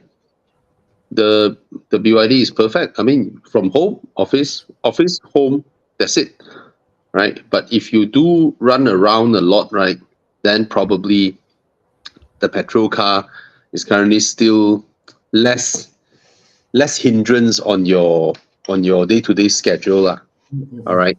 As for you, I mean, I understand why you ask this question. Even though some people may say that, hey, one is EV, one is petrol, but I understand both fits your budget. Okay. I would say the S70 is at the end of the day still a larger car.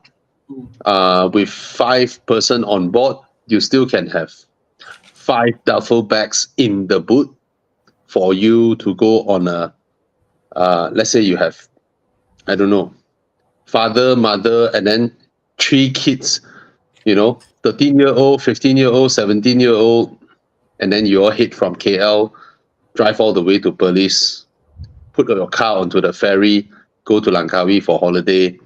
You still can drive around there and things like that. So it has that usability like a petrol car would lah, right? But the BYD would be, more towards your city, and then charging stations is a totally different lifestyle. Correct. You will always have to adapt to where chargers are and all that, but it's a brilliant car. At the end of the day, it's a brilliant car. So if you have 2 cars, you can entertain your consideration of a electric car. Nevertheless, on the 22nd of June, you can come and meet us. We have booked like the curve, the center court, the entire walking street. The Curve Mall has revamped. They have done away with the flea market, so it's a very nice walking street. All right, and then there will be EV cars displayed there.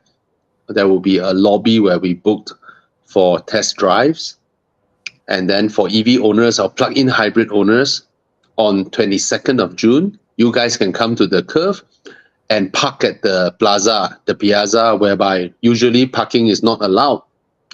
But you can say you are, from Evo Club, and then you can park there. And then you can come to think of it as advanced valet parking without needing to pay anything. Only for EVs and plug-in hybrid owners throughout the whole day. There will be cars for you to experience, and then there will be test drives available 22nd of June. I look forward to see you guys. Okay? Yeah. So Alvin Ng wants to go from a 212. Interesting. Bobby, Not bad, I saw a video. Someone in Malaysia, they converted Yeah. Subaru XV Yeah. to a Livoque. How? The front, Oh, the front. they cut out. The inside they put in. They put the eyesight. They put everything inside. Everything A to Z. They did. Like wow. What a waste of money. Yeah, can you imagine how much they spent to do that? And the Livoque was 180. But bro, the new Subaru WRX wagon, right, is absolutely beautiful. It's by far way prettier than the Livoque. Yeah. But it's expensive also lah. Yeah. Yeah, W212 to Livoque, I think okay, not bad. But at the end of the day, what do you want? Do you need a larger car? If you don't need, you're happy with it, then you go ahead. Correct. Yeah. Yeah, okay. So moving on. A Macan 2-liter base pack on a GLC 43 as a daily car. 43, cannot fight. As much as we love Macans, how nice they drive, it is still one full size smaller than a GLC. And the GLC 43 engine is just such a gem, at least for me. Yeah, I absolutely love it. yeah. It's Yeah, for the price you pay for. Yeah, yeah, GLC 43. It's fast, yeah, very fast. yeah. The rear seats are more comfortable. The boot is larger. Mm. This engine is relentless. This engine is amazing. Yeah. Okay. Thoughts. Okay, it's a long one. Kiat Aun asks thoughts on swapping a F30 328i to a 12 with a low mileage with an Audi S5 2013 but same year for 140,000 kilometer. Ah, I think you're coming from a good place, F30. mm, Moving on to S5, it will be a little more maintenance on the Audi. mm, I mean, I mm. like my Audis, but you are used to a F30, 328i, low maintenance, no issue, whatever. Going to a S5, it'll be a little more maintenance compared to a F30. But if you're happy with Yeah, more maintenance, you want the difference in feel, fantastic car to get, but it's going to cost you more lah, for sure. yeah. Fuel consumption also a lot higher. Mhm. Mm. The Audi 3 liter supercharged fuel consumption is a lot higher Everything is than more lah. Part prices, yeah. maintenance, service, everything is more. So I sad. don't see it as the best deal in town, to be Mm. honest. First of all, it's 140 over 1000 km, mechanically unknown. And 2013, yes, Audi has sorted out some more issues. I mean, the car is now in its last leg of life. Mm. That means it's facelifted, things has been updated, but at the end of the day, it's still an 11-year-old car. So if you were to entertain cars that are 2013, right? How about I recommend you something similar, larger, around the same price, Okay. 2013 BMW 6 Series Grand Coupe. Mm. Yeah. It also has 300 over horsepower like the Audi. It also has 4 frameless doors. It has a large boot. It has 4 seats. It will cost you less in maintenance. Mm. It will cost you less in fuel consumption. Mm. It's the same road tax. It's not as explosive. I mean, power-wise, the S5 will leave it in the dust lah. Cannot fire. Mm. Okay, but But the 6 I know it. Series, handling Yeah. wise, I mean, it's used to F30, S5 also good handling. The 6 Series is a bit more boaty, lah, you Yeah, know. yeah. It's more boaty. It's more boaty than the S5. The S5 is more strung. It's more tighter strung. It's more sporty oriented. Audi S5's cabin quality is higher. What I mean is like the plastics won't deteriorate as fast as BMWs. What's the pricing? Audi Basically, S5 now? yeah. Audi interiors are way more solid. I was just having this conversation with my wife last night. It's like, come to think of it, our RS6, right, is only 3 years younger than the BMW, Mm. but the whole interior feels 10 years younger. Oh yeah, no comparison. No comparison No, whatsoever. yeah, no comparison. Audi interiors don't age. I mean, Yeah. the condition of their interior don't deteriorate over time. BMW does. What Yeah. year? 2013 S5 pricing today is 111,000. Wow. Yeah, it's around there. Both are around the same price, but I would go for the 6 Series. Okay, Yeah. I'll give an example. My 6 Series aircon vents, right, recently cracked. I don't mean the vents only, the housing of the Which car? vent, it cracked. Basically the plastic bits deteriorated and fell off. Mm. Okay, bit by bit. Mm. And then I went online and buy one whole set from left aircon vent, center aircon vent to right aircon vent. Mm. One whole set. 160 ringgit only. What car is this? Wow. My 6 Series. Oh yeah, correct. Yeah, 6 Series is very cheap. Even like for Corwin, Corwin's Mm, will not again. mm, He couldn't get mm. the clip for the vent. So I told him I bought a BMW one, very cheap. Cut, make it work. So yeah, BM parts are so cheap. It's Yeah. crazy. It's crazy.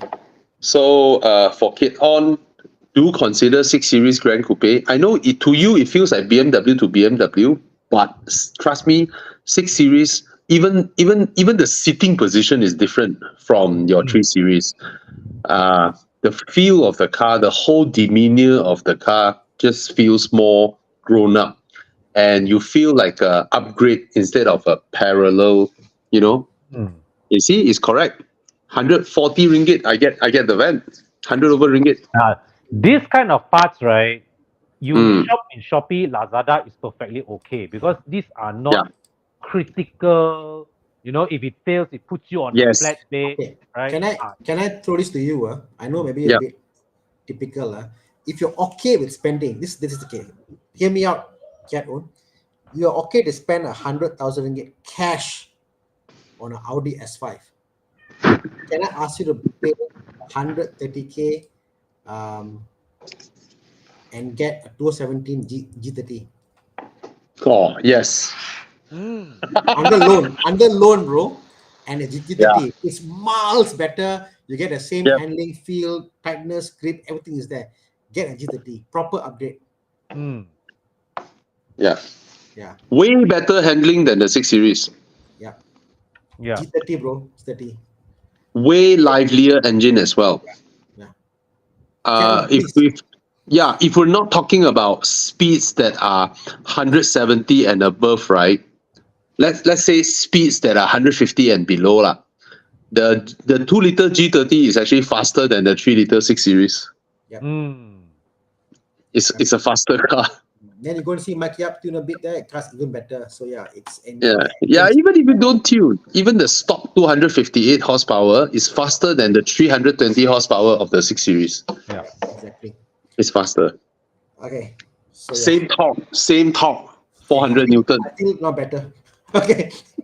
Yeah. This is a different question. Lush. Financing wise, that's the name. Lush. Financing wise, besides interest rates, is there any difference between new, used, and recon cars, such as limit on loan tenure? You want to get this? Yeah. Or? Yeah. In Malaysia, new and recon are the same. Provided the car dealer has a special deal with certain bankers, then you enjoy lower interest rate, but it's negligible lah. It's 0 point something % differences. I guess the question was more on limit on loan tenure. So loan is on your year, the year of the car. Exactly. The Malaysia can get is 9 years. There are some banks with 10 years, like Bank Rakyat does 10 years. Okay. The bank won't lend you beyond the car's 15th year of age. Correct. So if let's say your car is 8 years old, the maximum you can get is a 7-year loan. Now, and as you go, and for certain cars, as they increase in age, the banks also will give you will require you to put they give you a lower margin of financing. But Con, that is actually is it correct or wrong? Is 15th year, but on the next birthday of the car? That means if the car is going to be 3 years in X period, that's when it is, that one I'm not 100% sure. Okay, so but 15th year is the guideline. Yeah. So Desmond asked my CLK, haven't started, Desmond. We have been busy, so we'll start on the CLK. Alex Wong has got this reply. This one I have never driven one, Bobby. I've driven it. I've driven the Polo with the same engine. It's the same reliability as the Polo and the Golf of the era. It's not considered a yardstick in car reliability, but it's also not a lemon either. a lot of people know how to do these type of cars because Some? it's essentially the same drivetrain as a Polo. Parts are available. Available meaning easy to order. I don't mean they are lying around everywhere lah. No lah. You can order them lah. Uh, I don't see always the felt value. that Beetle has an unrealistic. Okay, my screen is too small to see the prices. What prices are they? 39,000.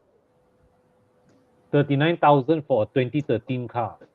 Yeah, can buy law, but then when you are taking loan, it's considered as a two-door car.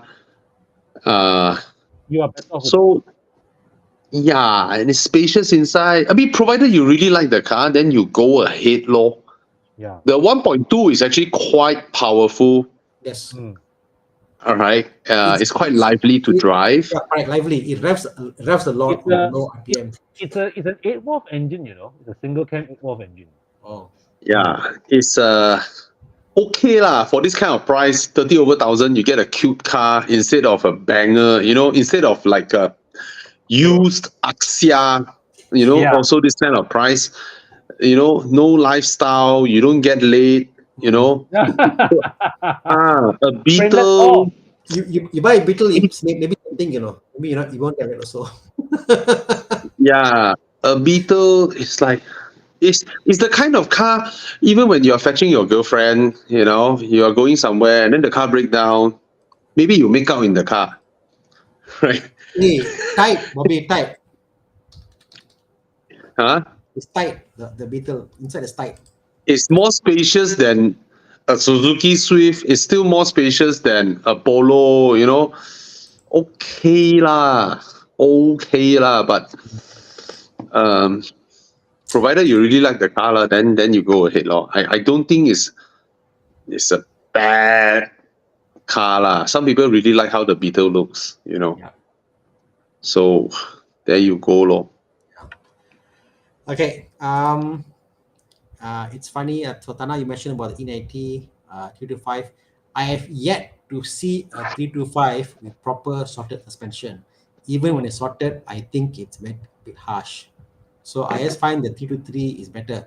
I'm on my fourth car now, 325, they convert to 323 non-sport suspension, and they're happy with it. The car is so good after conversion.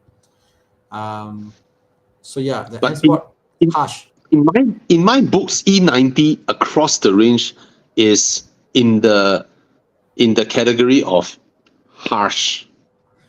The 323, Bobby, It's less harsh. it's not as it's not harsh. No, it's not harsh at all. It's soft. It's soft and pliant. Seriously, it's Okay. soft and pliant.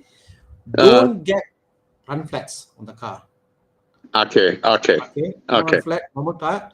Steering is a bit heavy. That's the only thing. So Very heavy. okay, very heavy. Yeah, it's very heavy. You must go for 225 in front. Do not get 245. You must go for 225 in front. The rear can be wider a bit, but anything more than 225, you are stuck. It's going to be mad, right? You know? But yeah, I'll go for 323, not the 325. Okay. If you want to get an E90. Ooh. What's This next? one is a bit weird. I'm planning a Raptor 3.0 to replace my Toyota 86 with Raptor. Wow, left field, man. Buy low. It's a new experience, lah. Yeah. Yeah, lor. I know somebody who had a Golf GTI. Was one of those guys in the Volkswagen group, like gila every weekend go drive the car, every weekend will be like madness, you know. Then one day he went for camping.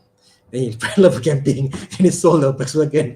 Every single person who thought going Sepang track day is the most fun experience with cars, the moment they go off-road, they will realize that there's no comparison. Yeah. In terms of happiness. Yeah. I love that. Like, just a bit. Recommendation on a 2022 XC90 versus a new Kia Carnival. I know it's a different category, but in terms of maintenance, daily driving, and increasing of the fuel price, your thoughts? Cannot fight the Kia Carnival because if his question is, if his second sentence is in terms of luxury, comfort, technology, high tech, your thoughts, then it will be XC90. Yeah, lor. All right, it's two different. Two different criteria. If your criteria is maintenance, daily driving, fuel price, you have your answer already. The Kia Carnival. Carnival, right, is more spacious than the XC90. Suspension is pliant as hell. Handling is not bad. You know, it's brilliant. It's a brilliant car. Give a different input, Bobby. So my kids Yeah. obviously test drive car, come home and stuff. Yeah. The Volvo X90, they get like, wow, comfortable, okay, they're happy. The Carnival, they were excited as hell. So if you got Mm. kids, the kids love the interior of the Car Carnival. I think the Yeah. lights, the panoramic roof and all that stuff is so beautiful. They would love, kids would love you for the Car Carnival. Yeah. You know, Yeah. So But me and my wife, there was this time where we had back-to-back test drives.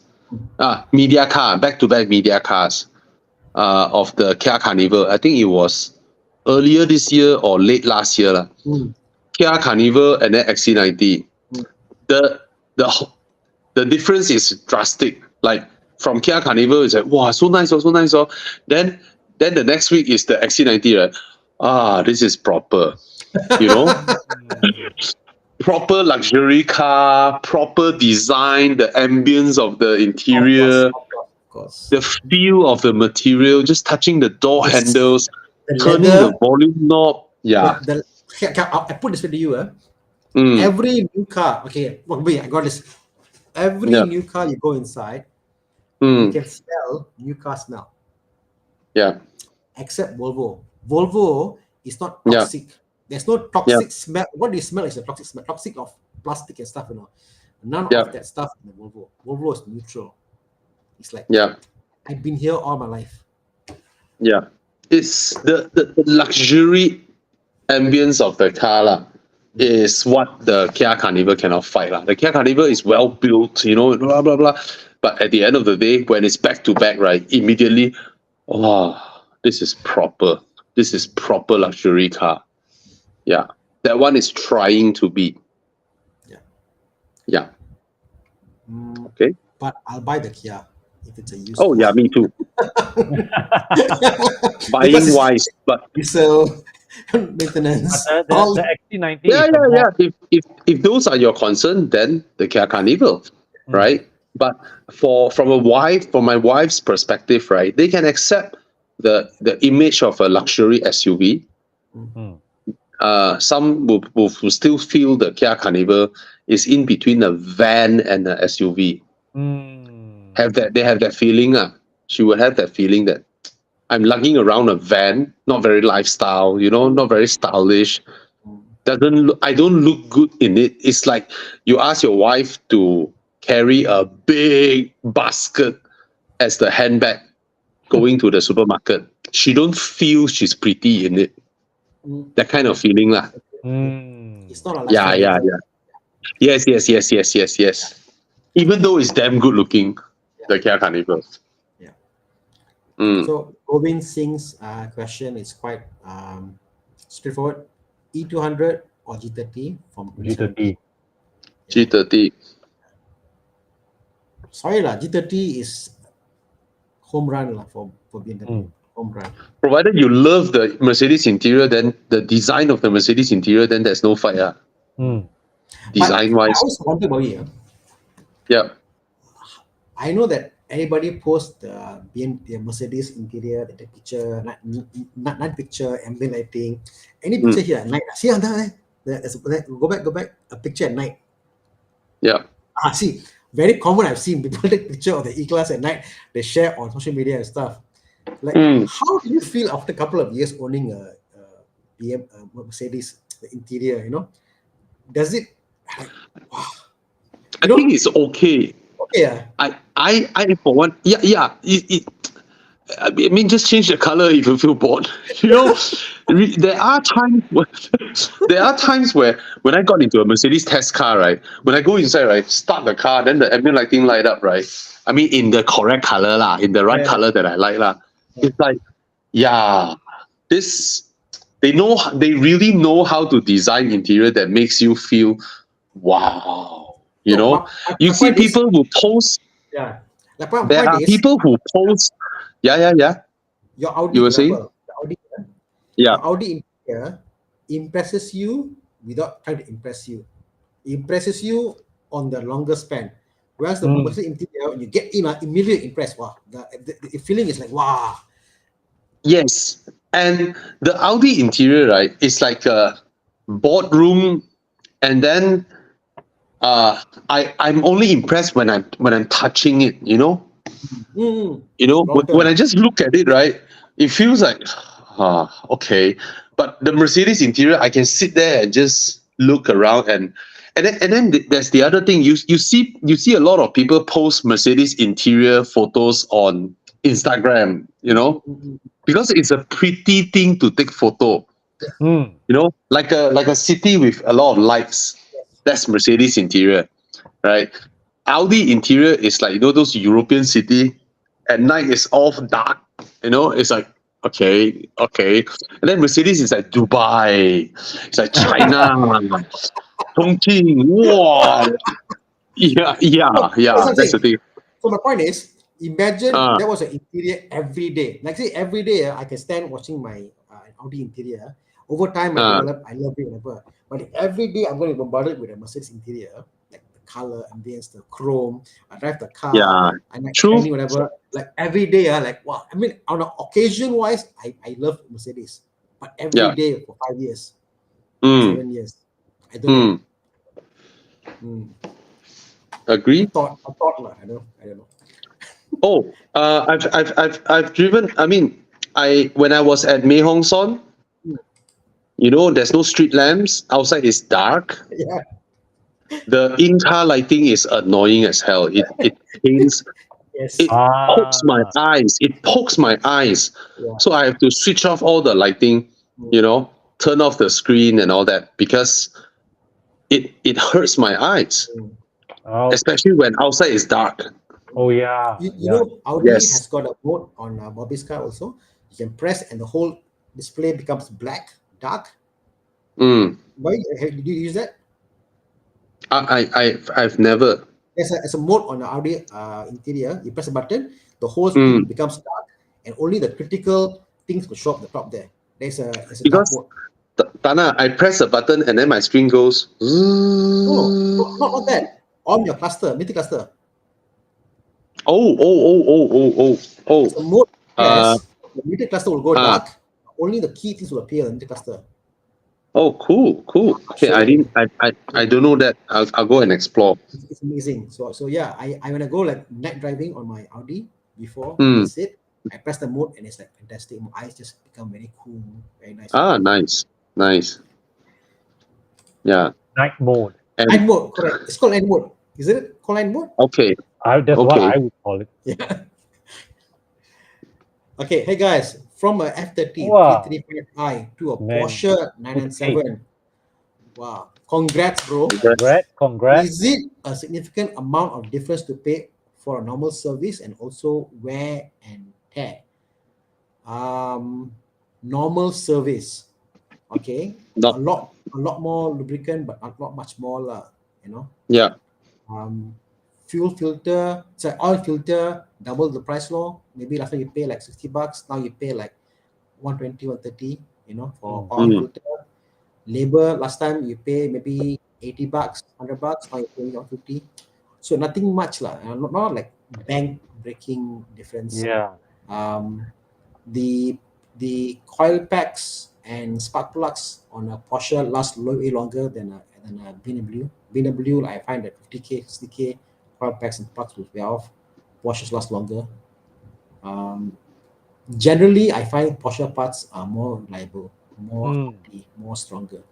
So I think when you average out, it's probably Should be about the same, right? about the same. Because they last longer. They're more, I would believe, more expensive but last longer. I've seen arms on a Porsche that are 10 years old and never change. Hmm. I've never seen arms on a BMW that are more than 3-4 years that hasn't failed. So there you go. Mm. okay lah. Don't worry lah. It's not a bomb for you. You coming from a 335i. Yeah. You can totally afford to run a 997. Easy. Of course, your road tax is a lot higher, lor. And on the get go, it's not as fast, lor. Initially, okay lah. Go ahead. Okay lah, you come from 335, you already got that. Go ahead. Go for it. No regret. Yeah. Hey, that guy DC, highlight his question. DC. Mana? Yo. DC. GT, AMG GT, One Touch Yes. 4.0, Roma 3.9, drama and performance. Okay, I've driven all three. Maybe I can answer. Drama-wise, definitely the AMG GT and the Vantage. So the Vantage has the same engine, you all know, right? The AMG GT doesn't have a sorted ride when you are driving. That means when you are not in search of drama, can it just cruise comfortably? It will always bob a little bit, and then it's the harshest car here. The Roma is the most comfortable car here. The Vantage is the one in between. The Vantage has that Mercedes, that engine that just burbles and does all the performance stuff, character. But it's also comfortable. The Roma has the tallest, highest seating position. That means you walk to the car, you open the door, you sit in, right? It's a easier ingress and egress car here. All right, it's the easiest here. It has that tall center console, so you will feel cocoon, and it's a Ferrari. So when your car is parked and not moving, of course that one stirs the heart the most. It's also the most expensive here. It's easily triple the price of the other two, I think, in terms of market. If you're looking at one, in terms of availability, I mean, Vantage, you can buy one now for like what, 600-700K, provided you're telling me you're buying new all. The Roma is, I think, is still near 2 million, right? And straight line, I think straight line or corner or what, the Roma should be the fastest car here. It is very fast. The Roma is very fast. When you go into a corner turning, Roma has very little steering feel compared to the Vantage or the AMG GT. It's very comfort biased. You can comfortably turn the car and just turn in, and the car just does everything. But in terms of whether you feel that drama while you're seated there, right? No, it's comfortably doing all that. Yeah. Whereas the Vantage and the AMG GT is more edgy. It's really more edgy. But outright capability, I think, in the hands of a capable driver, I think the Roma, the size of the wheelbase, the visibility, the ride height and all that is a very capable car. Just that the car wasn't, how do I say it? You will quickly sort yourself out and then cruise at 140 km/h. I felt a bit underwhelmed when I drove the Roma. I felt like to me, like Ferrari, all that. While you go to all this hype for it, and you get in the car, and you're like, wow, this car is so easy to drive. And I understand because they want to get a bigger audience to come into driving the Ferrari, and it's an easier car to drive. I can go fast in the car. Unintimidating is the word. The Roma. It's very comfortable, very soothing. Very quickly, you'll be driving very slow and just cruising along, like how normal Aston Martin DB cars are, like the Grand Tourer. So the Roma has the kind of demeanor like a Grand Tourer, even though it's damn capable. It's the fastest car here. Whereas the AMG GT just stirs your emotion, hurt your spine, very, very dramatic, but very little comfort. Badly built interior is creaky and plasticky and all that compared to the Vantage and Roma. Yeah, Vantage interior is not pretty. It's well built, it's leather everywhere, but it's design wise is, I don't know lah. But Roma, you have that steering that you touch to start the car It's a also. button. Each of them has their drawback. But I Yeah. think But that there's no in the challenge when it comes to, yeah. having a Ferrari, you know, yeah, it's a Ferrari at the end of the day. The brand is just a few notches up there compared to these two. Okay, so hope you have a idea lah. The one that balances both sides, I think, is the Vantage. It gives you ride comfort and the Gila Babi of AMG Yeah. GT. Yeah. Yeah, Definitely. a lot slower than the Romas. Mm. Roma damn fast, way. So drama, the highest drama here is the AMG GT lah. By far. Yes, yes. Okay. Yeah, the highest discomfort is also AMG GT. The most menacing looking is also the AMG GT. Yeah. I would Yeah. go for the MGT personally. I Mm. think it's one of those cars that it's a car that I won't drive often. I drive once in a while. I park it there. I look at it like, wow, it's beautiful. Mm. So I don't know. I'm scared of that car. It hurt my back. you gotta be fit to drive that car. Oh, I scared of it. I'll get into trouble. You will get into trouble Oh yeah, and crash and wrap yourself around a tree in the AMG GT. yeah. I won't be surprised. Yeah. And the Roma just makes you drive slower and slower, even though it's very, very fast. So Yeah. a question from Chris Lim. Actually, are Porsches more reliable than BMWs? Genuine question.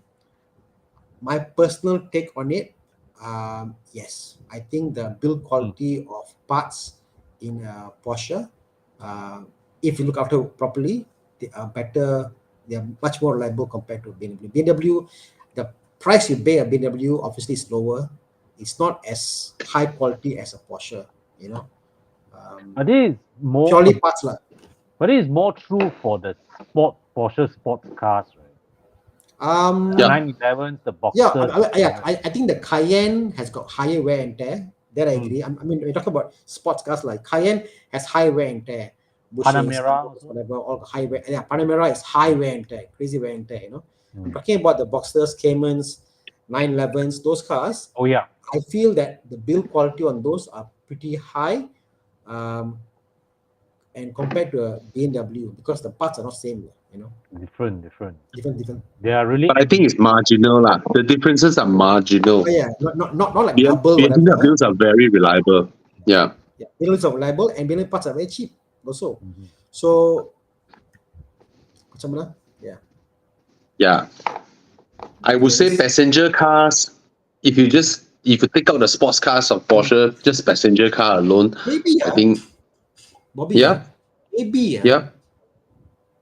Maybe it's more reliable because people don't drive the Porsches as much as a BMW. As in terms of kilometer one. True. You know, like who has a 150,000 kilometer Porsche after 5 years? No one. No one. I mean, Thana, if you ask me a 3-liter BMW versus a 3-liter Porsche, which one will cost me less to run in the long run? I would always bet on the BMW. I will bet on the BMW. Of course. Clearly, Right. without doubt. If you are asking me an M5 versus a 911 Carrera base one, then my vote goes to the 911 Carrera in terms of who will cost me less money in the long run. Right. Yep. But I said that Porsches rarely have issues that people cannot solve, or people come there and they say like, wow, this is so difficult to solve. You should know. BMWs also got issues that, wow, you know. Also got lah. I think Also got lah. got lah. I've had personal friends who've had their Panamera. Oh, Panamera different. Sorry, I put a caveat here. Panamera, Macan, and Cayenne. Yeah. Different league, different car compared to the rest. Yeah, really. If you are unlucky, you are really that unlucky one. It's like they just couldn't solve the misfiring problem, and that is not like those old 4.8 V8. No, it's just a 3-liter turbo engine. Yeah, there is You know? some call from that engine actually. So I mean, for people like us, how complicated can a 3-liter turbo be? But then it happened, in and out, non-stop. So that's why car makers give you a warranty, because these are mass-produced products. It's bound to have, and each car is put together with like tens of thousands of parts. There are bound to be, issues that if you're unlucky, you're unlucky. Just accept it. Yep. That's why you have a warranty. I mean, it's bad luck on this car purchase, then no choice, no, because doesn't mean everybody else who drive the same brand will experience the same thing, right? So accept the fact, lah. Okay. Oh. Marcus L. Interesting. Coming from an F20 125i, should I go for a Mazda 6 Touring or seek a BMW F31? F31. What's an F31? F30 wagon. Pricing also like Oh. F30 wagon. Are there any for sale though? I mean, I can imagine the prices will be crazy in Malaysia. Yeah, the F31 is. I would go for the F31. Yeah. There is one F31 in my neighborhood up. It's a 316i. Serious? Oh. The difference would be the F31 has a cult following. So that will retain your value. The Mazda 6 doesn't. I mean, to me, I'm a money guy. I cannot imagine what the price would be on an F31 versus a Mazda 6. And you own an F20. So, like, pricing is all over the place. Yeah. But F31 in the market. Yeah. Got how much? I'm asking. I haven't seen. I've seen before in Malaysia. They are. I haven't seen. Should be more than 100 . Should be more than 100. Yeah, it'd be. I mean, yeah, I wouldn't get one, honestly. I don't. Sorry? I wouldn't get an F31. So which one would you get based on his choices? Based on his two choices? Whether can you even find it or not? It's probably cheaper, easy to maintain. F30 lah. If you want to get just get an F30. Why F30? Why I pay more for a wagon? How cool does it look? It's not cool enough for me. Yeah, but for him, I think it looks like he wants a wagon. Oh. He wants a wagon. I think the F31 is infinitely cooler than Mazda 6 Touring lah. That's a pricing issue lah. Okay. And there's a cult following, and European wagons, they hold value really well. Okay, if you are looking for a wagon, I found something interesting on Facebook Marketplace. Okay, come. Let's fire it up.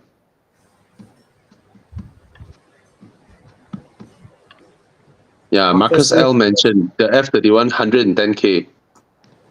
What engine was that? The 110K F31. I think it's higher price, but it also holds value. Yeah. European wagons. Xiang, can you show flash the link that I just shared?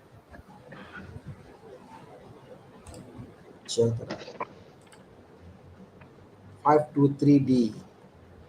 It's a G31. BMW wagon, all right, but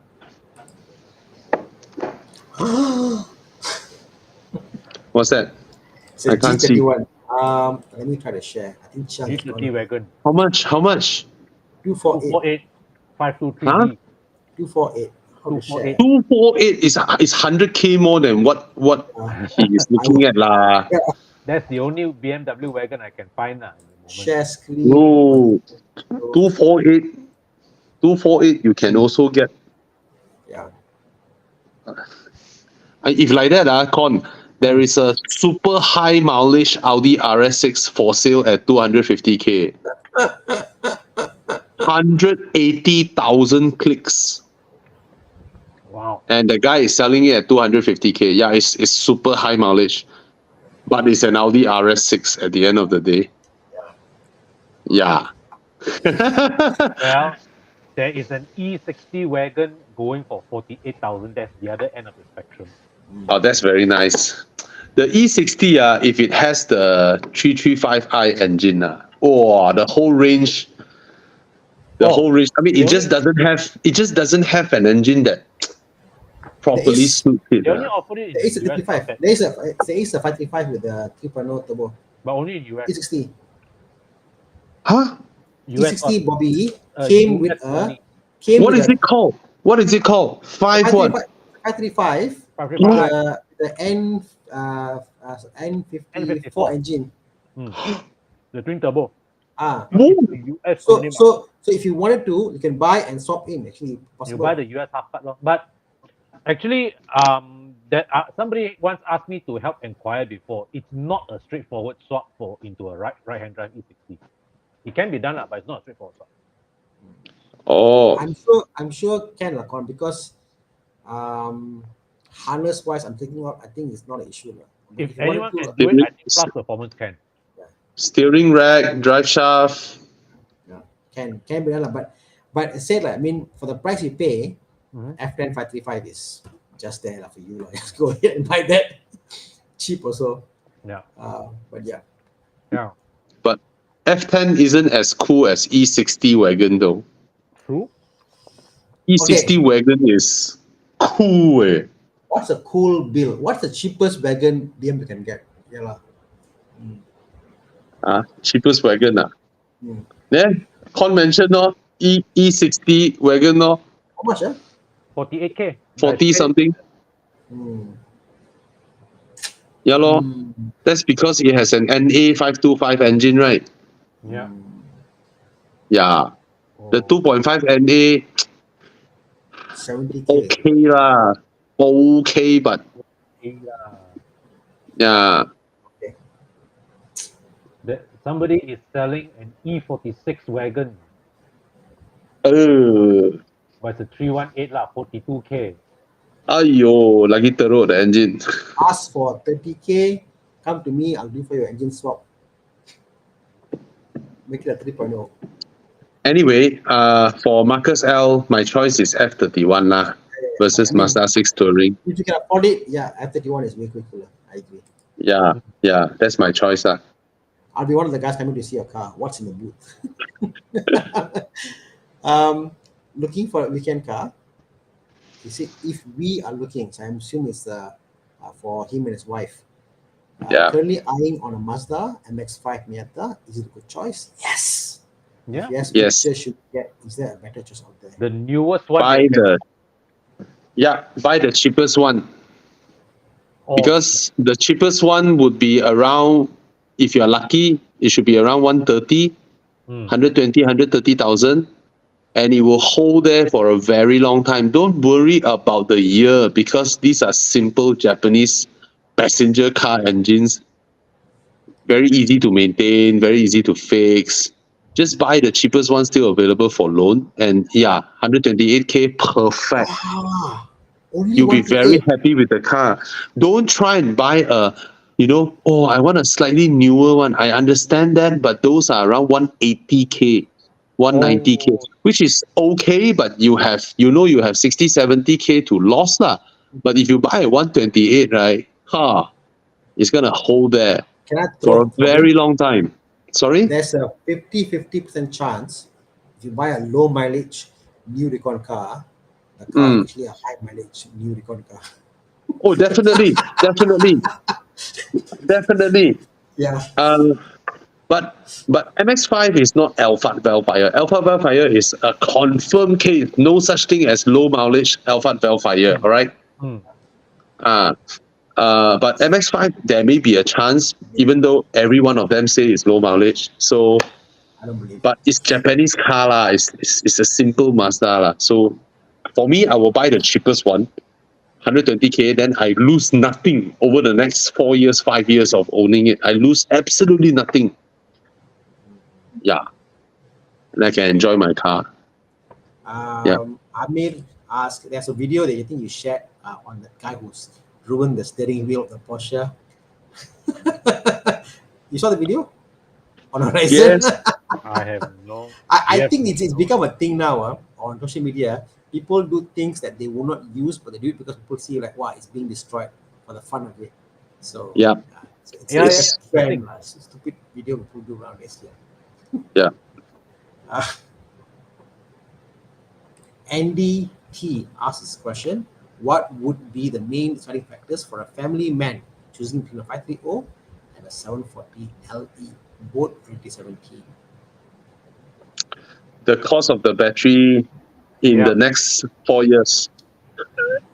I don't think the battery for me is a big issue. I think the issue is your resale value. So if you're a family man, Mm. you're concerned about being able to make a good decision on resale value and stuff. So 530i will hold value more Get than a you can look at a you can always look at a 740 Li or 730 Li.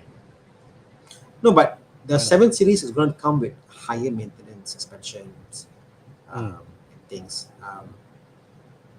But yeah, I mean, I think also that when you have a car that's too big, how usable is that in your day Mm. affairs? The 5 series is more easy to drive, go pick up kids, come back, whatever, parking stuff. So it depends. Like you live in a condo, you live in a house, your Yeah. first car, second car, third car. But But if you already have a mind of looking at a 7 series, you can totally consider the 730 Li or 740 Li. but you know, Tana, Mm. I am if I mean I just now I'm imagining I put myself in the shoes, right? I'm willing to take the risk to own the 740 LE, hoping my hybrid motor, blah blah, everything is okay. I mean, there are many out there who has not experienced problems. Put it this way, Yep. I'm willing to bet myself in hoping my one doesn't give me any issues. In exchange, I get that interior, that space, that build quality of the seven is a huge difference Yeah. versus Let me the five. let me put a different way also. Like I have the Huge F30, I difference. have the F30 OE, right? Mm, And someone asking me what do you think about buying one today, whatever. And I said, this is totally me. I won't uh, ask you to do it, but this is me. I still pick a T3OE because I find that when I buy the car, I'm like, even if in 5 years this car's worth zero, I don't mind mm, because I cannot get anything. No F30 drivetrain can give me what the T3OE offers me, the power, Mm. the agree. smoothness. So for me, I pay the installment, write off. I don't mind. Yeah. I like hybrid the way it drives. This is me. Yes. The torque feel, the power coming to your car immediately out of a Mm. roundabout. Yeah, that kind of feel. I mean, when it works, it's a wonderful thing. Yeah, Mm. exactly. So forget about top speed. You can go 200. All right, forget all that. Like it's just that, So yeah, for Mm, me, hybrid. yeah. Um, F32 common. So I myself would take the 740 Yeah, LE same here. and take the chance. I take the chance. The chances are maybe mine doesn't Mm, develop any issues. Even if it develop issues, I think I can afford to fix it, correct. Mm. and that's about it. Yeah, correct. But when it works, right? Oh my god, it works beautifully. The interior, the Mm. comfort, totally different rear seats, totally different front seats.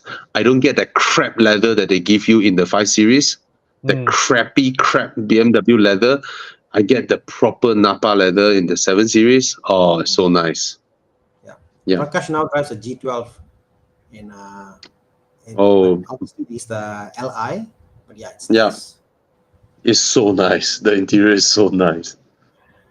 Mm, this is from Bala Murli. Hi guys, I'm using a X70 1.8 CKD 2022 model. I'm thinking to trade this to a Passat B8 2018 model 380 TSI. Is it a good decision? Personally, I love the B8. What is your Go ahead. opinion? Go ahead. Yeah, Go, Go ahead. go ahead. Great car. you It's a great car. people forget, like even when you compare a Passat versus a 3 Series. I love my BMW, but the Passat is so nice. Oh yeah, So comfortable, it's a very so, Yes. so car. easy to drive. Yes. I feel more relaxed. Okay, I'm more relaxed in the Passat than the 3 Series. But I like the Mm. because why it's dynamic feel all that lah. But the Passat is so comfortable, so relaxed, so nice. The Passat also handles very well. Oh yeah. It wears well, I understand, but you know that there's people Mm. who gila one, they want the dynamic feel, but the Passat is Yeah, and so the good. space in the car, the boot size. It's a great car. It's a great car. Yeah, Mm. funny, yeah. Let's see. Next question. Q Ming just joined for the call. Bobby, what car are you looking after? Rapid. He just bought back ma. Didn't we Oh, hear? I just came to Kuching and bought it back. Mm, Then I'm gonna drive all the way to KK. mm. So, guys, it's a prank. Okay, I load my repeat up the ship and ship it over to Kuching, and I flew here now to pick up the car from the dock, and then I'm gonna drive that car together with Alex Stamrock, my colleague, in his DB7. Oh, Thana, I tell you, his DB7, right? Open the door, right? It's like a new car inside. It's a new car. It's a new 2003 car. Unregistered, right? Amazing. Do you know what, Tana? Under the boot, right? There is a lever, there is a cover. Twist the cover, open the cover. Okay, it's a mechanical twist. You open the cover on the boot floor. Inside is the owner's manual for the car and a user manual and warranty booklet for the leather of the car by the company that supplies the leather to Aston Martin, Connolly. All right. Connolly leather booklet and warranty nicely inside the boot with the owner's manual. That car is a time capsule, I tell you. It has never been used. It's my gosh. The door seals of the car still has the original plastics. Wow. Okay. The car has what, the original plate from the Aston Martin dealership with the old Aston Martin logo and the word Aston Martin there on the car. The plate is still there. So beautiful. And oh my god, the stitching of the leather, everything. So yeah, his DB7 is beautiful. And then Mike Yap's DB9.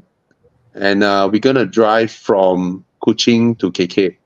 So Okay. that's why I load the car up the ship, and I'm gonna use a very old proverb from ancient China, Confucius, Mm. who once said, "Don't trust everything you saw on the internet." I Yeah, thought Abraham Lincoln said that. yeah. I think Gandhi also said that before. Yeah, don't trust everything you see on the internet, from Confucius. Okay. Yeah. Um, you guys talking about interiors of Mercedes versus Audis. Can you compare some between Italians, Maserati, Alfas, Ferraris? Uh, I it, don't like Maserati interior personally. they all lose to Audi lah. I would say that. No, but okay, Ferrari interior. If you are OCD, like I find the gaps and all that never perfect one. Everything stitching, it's not the older ones lah. It's not perfect, but it's handmade lah. But to be fair lah, right? To be fair, Italians were never known for their interior build quality to start with. But the new cars have Oh improved yeah, a ours is more. lot. I think the Roma, yes, the Roma definitely. Roma is beautiful. Roma is like wow, leather everywhere, so You, nice. if you go and check out the new Maserati Gran Turismo, Mm. it has matched up to the Germans, I would say. Wow. If you look at the Giulia, no, they haven't. But I'm not sure with the newer Alphas, Mm. those I'm not sure. But Ferrari interiors have improved a lot as well. Mm. A lot. Yeah. So okay lah. The nice thing about Italian cars is that there are so many things inside their cars that are different from the usual cars that we're used to. So there's a lot of things to explore. Yeah. So okay lah. I mean, I think acceptable lah. the moment that any car interior is similar to any other typical Toyota, it doesn't give you that kind of, oh, this is different. So that Yeah. difference is what makes it interesting. Do you realize one thing, Tana? In terms of country and region, right? The ones that improved the least over the past 10 years are actually the Japanese. Yep. Apart from Mazda significantly improving, others, right, is gradual, very gradual. And then sometimes you see, eh, still got this type of car, still do interior like this. What year or 2024? You still do this. I think Japanese is the most prevalent here. I Like, think BMW has gone a bit backwards in terms of design, but the mm, quality is still there. But design-wise, I think they've gone a bit backwards. They could have done more lah. So mm, I'm not happy with BMW personally. That's just me. okay. I felt 992 taken a step back from 991. Agreed. Or Agreed. More mm, the for a car of that stature, mm. they could have made a lot more aluminium mill things and Yeah, make I man. mean, like, put it this way, if you said to the owners of Porsche, owners, okay, I will charge you extra 10,000 or 10,000 more for this thing, everybody will spec that with the car. Everybody. Why? Why do you want to go for it's like a better golf? I don't know. I just Yeah. that's my little pet peeve. Okay. Oh, Norman. okay. Norman Chong, I got poisoned by an E46 M3 coupe manual. All the correct words, M3 coupe manual, but no good listing. I saw a legit CSL version and that was Otama. CSL, normal people cannot afford. How much? 1 million? I don't know.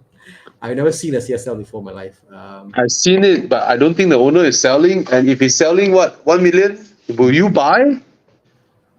The M3, like what Suki has, the SMG gearbox, you got to get used to it. Once you get used to it, it's okay actually. Yeah, that one should be around what, 170K? 130, 150 can get. Really? Oh, okay. I'm correct. You see, 165. I've seen 130 or 50 maybe.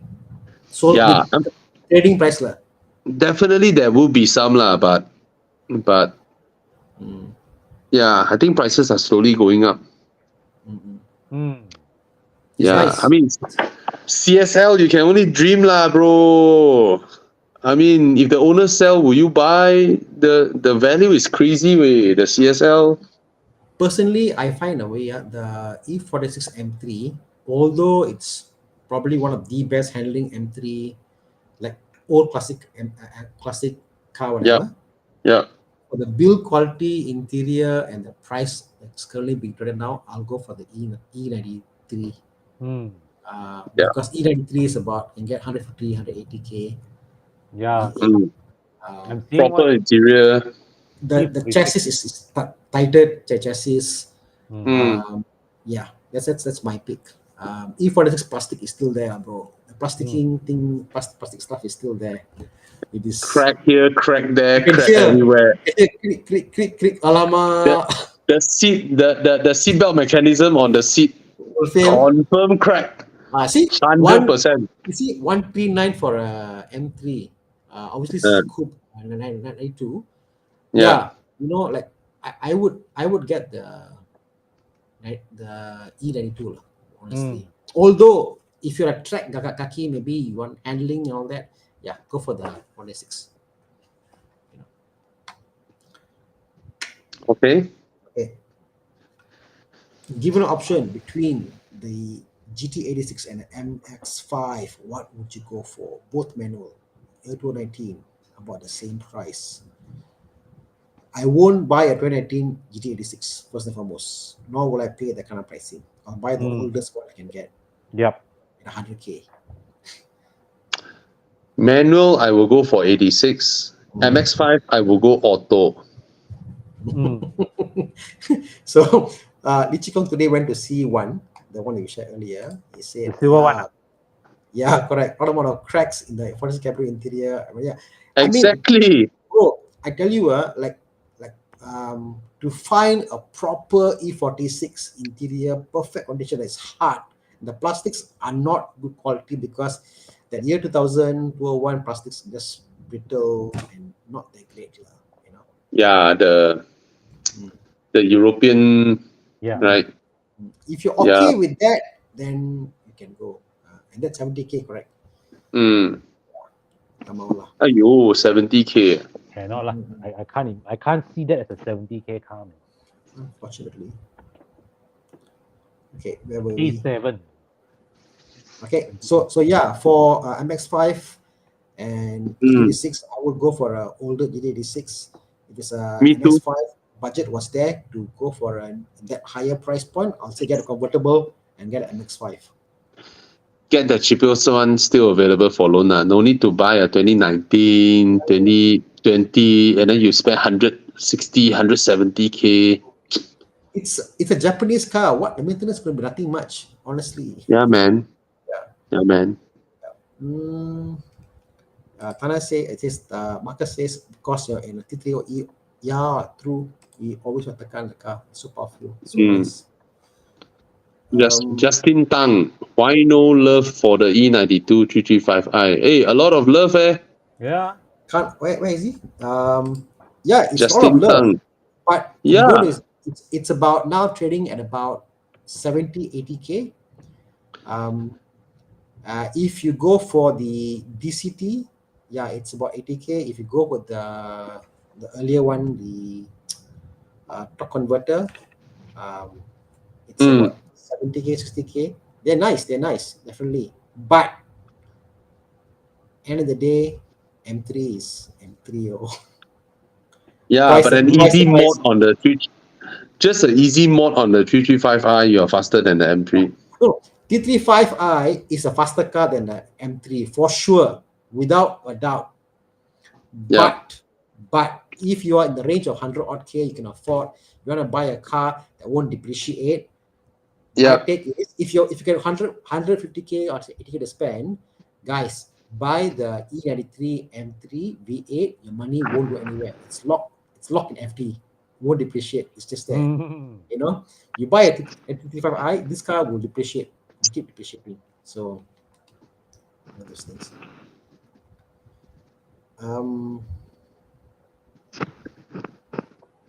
Even Ang asked, coming from a Passat B8, looking to go for a 2016 730 Li or a E200, should I be worried about air sus on the BMW? Fair, Yes. fair, fair. Yes. Yes. So you just buy the 730 Li and then swap away the SRs. Done. Done. I don't understand the air sus on 76 Bobby. It is not as Mhm. comfortable as other SS. It is still sporty. I like it. It's Mhm. sporty though, but it isn't as comfortable as other SS. So I'm thinking like, this is your SS, your comfortable SS. Then why SS make it normal to begin with? You know what I mean? Yeah. Yeah. So Yeah, but whatever you swap to, the suspension will not be as comfortable as your B8 Passat. Yeah. oh yeah, The B8 aftermarket one cannot fight your B8, your Passat B8 suspension. you know funny. Corwin has the Passat and went to the 6 Series. He said like, I got back in the Passat today. Passat is so comfortable compared to my BM. Oh yes, oh yes. In terms of passive suspension, Passat is gold standard. Yep. Yeah. Yeah. Okay, guys, I am leaving the live now. I'm gonna continue my stuff. You know. Okay. Take care. Thanks, Bobby. Thanks for letting me come in for a while. Sure. Yeah. All right. Good Okay. night, guys. Good night. Love you guys. Good night. Okay. Yeah. So we Shall got we- a left field question here from India. We can't answer you because you're trying to buy a car for 10 lakhs. 10 Anyway, lakhs with a is heavy discount. about $1 million like rupees. Discount with no claim. Yeah, I don't understand this question. Yeah. Sorry, Akash. This I would one- love to answer you, but I can't. Okay. Hey, shall we go, dude? Where's my car? Yeah, sure. Let's do it. Dude, where's my car?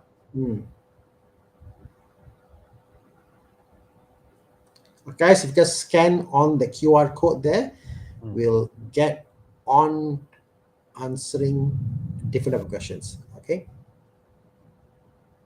Yeah, see, even Mike says, BMW rear SRs, you will not feel it. Exactly. I don't understand. BMW SRs. It's either super lofty or it's super harsh.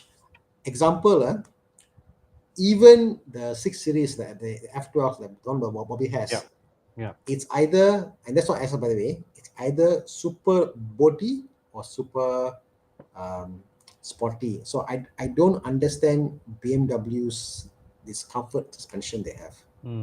Yeah. When is Kon getting M5? When Ini Kon sedang. hits 1 million subscribers, confirm he's gonna buy that. So you guys better go and subscribe to Kon. Online firm. Huh? Kon Konlan firm. firm. Guys, go and subscribe to Thana and Kon. When we hit 1 million subscribers, confirm the money is there to buy. Yeah. Yeah, Mike Yap says 35 is superb, but better Yeah. PPI. Yes, it's a Oh, yes, superb of course. fast car. It's brilliant, but yeah, PPI is important. I've seen turbo leaks. I've seen a lot of cases, a lot of concerns, you know. Things you better check out for. Don't be surprised if T35 is the same as M3 once tuned. Well, M3 has probably a higher maintenance, I would say. M3, I know that some of the guys there, every year they go for some the annual servicing and stuff. Yeah. It does get expensive. No lah, M3 different lah. Because M3, Yeah. don't forget, the components are pushed to higher limits. Exactly. It's a different maintenance cycle, but it's more the point of view of if you're buying, like see Jordan asked, is an E93 M3 a good It's a buy? good buy. It's a good buy when you want to have money locked in the bank. That's what it is. You're locking money in the bank because the car won't depreciate. It's a car you get into and has got future value. You know? Yeah. Okay, so Chiang, what's for Dude, Where's My Car? Okay, guys, only 23 of you signed up for the Dude, Where's My Car. Could you just please scan the code and we'll get started shortly. Scan, guys, scan. This is the code. Please scan and join us. We got over 200 people on our live session today. Only 24 so far scanned. Please scan the code. Is it worth getting an F430 for about 350K? Bro, it's one of my dream Ferraris to get. I love the way it looks. It sounds beautiful.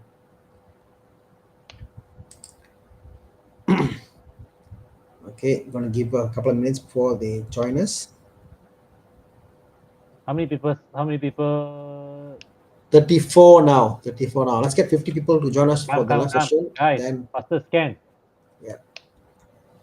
Can the 530i 17 be on par with the Passat? No lah. Passat is a smaller car. Yeah. 530i is a bigger car. For a bigger car to be comfortable is different. A smaller car is different.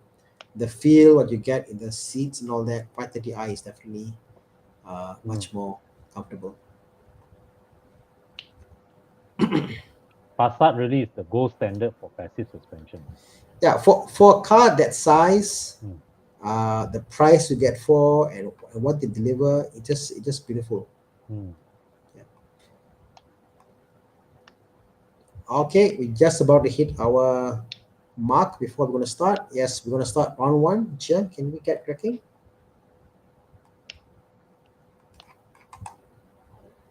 Let's fire it up, Chia. Okay. So Mike Yap, Alex, and Bobby are in Kuching. So Mike is flying in tomorrow, from what I understand. Yeah. This is a familiar sight. I recognize this all day long. Okay. Okay. You obviously know what it is. Yeah. So let's talk about this now. So 99, that's a pre-facelift. This is too much money for a 528i. Okay.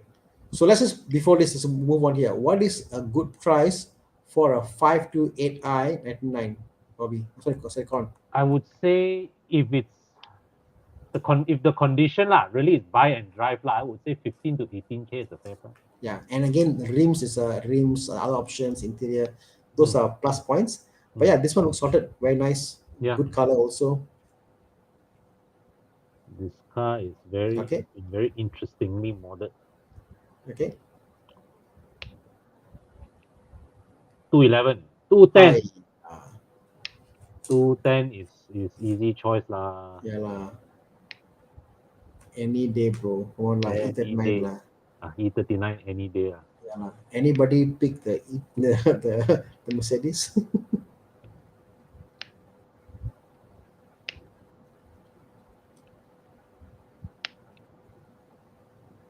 Any takers for I'm If you look curious. at just look at the interior for Yeah. a while. Compare the interiors of the two cars. You just see that it is just vastly different lah. Yeah, You know, vastly different. pricing also 210 Ah. is what, less than 10k. Yeah. 210 in good condition just 10k. Yeah. BM good condition can go up 20-30k. Mm. You know, so yeah. Confirm. Okay, next one. Clear winner lah. Clear winner. Chris V will take the W210. I think it's a cheap I mean, car to enter. the 210 has its fans. The 210 has its fans. And recently, I drove one. It's actually Mm, it has its charms, like the 210. yeah. What is this? Wow. Super saja. Ui. Huh? Supra. Okay. Off to a good start, this one. Okay, what are you going to put here that will make us See, powerful. Old and new. old and new? Yeah. I've got. Yeah, come on lah. Pricing point is so different, obviously. Yeah. Yeah. I would take the old Supra. Yeah, definitely. I would take the old Supra. I'm a fan of the BMW B58 engine, but I'll take the old Supra. You know, funny Kon, many years ago, I think year 2000, around there, I was considering Supra, you know, and prices were still affordable back then. How much was it at the time? It must have been like 100 plus. Oh, wow. Okay. For me to afford back then, you know. But at the time, were you able to afford the 100 plus? I could, but like really touching everything, putting to a corner and getting it, you know. But the interior was like, wow, interior so plastic, whatever. Like, I cannot accept. Now, like, wasn't that the worst mistake you ever made? No, it would be a bad decision. I couldn't afford it, you know. So, like putting all the money in one basket. Yeah. But well, it's the old Supra for me, this one. Yeah. I think nobody will pick the new Supra. I want to pick. How many people pick? Who voted for the GR Supra? Okay. Who voted for the GR Supra? Oh, seriously? 40%. Wow. I feel. Wow, really? Yeah. Wow. Okay. Why? Yeah. Well, modernity has its charms, I guess. Okay. What is the next one? Come, next one.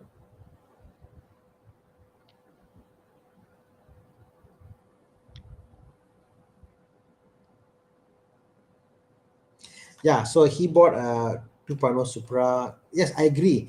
It's a reliable, comfortable car to drive in. But yes, yeah, of course. But yeah, it's a fantastic car. We've driven it, did videos on it, but it's not as epic as the old Supra. Yeah. The drivetrain. There is an event coming up this weekend or next weekend. This weekend. Yeah. Correct. We are Edmonton Cove, right? Yeah. So yeah, come over and yeah, you can check out the old and new. You know, old or new, you are invited the same. Yeah. I wonder. I had a thought, Kon. If I get a new Z4, if I get a nose cut of a Supra, will it fit? It should, isn't it? It should. Well, there's only one way to find out, Thana. So what are we having here, Chiang? This is an A8.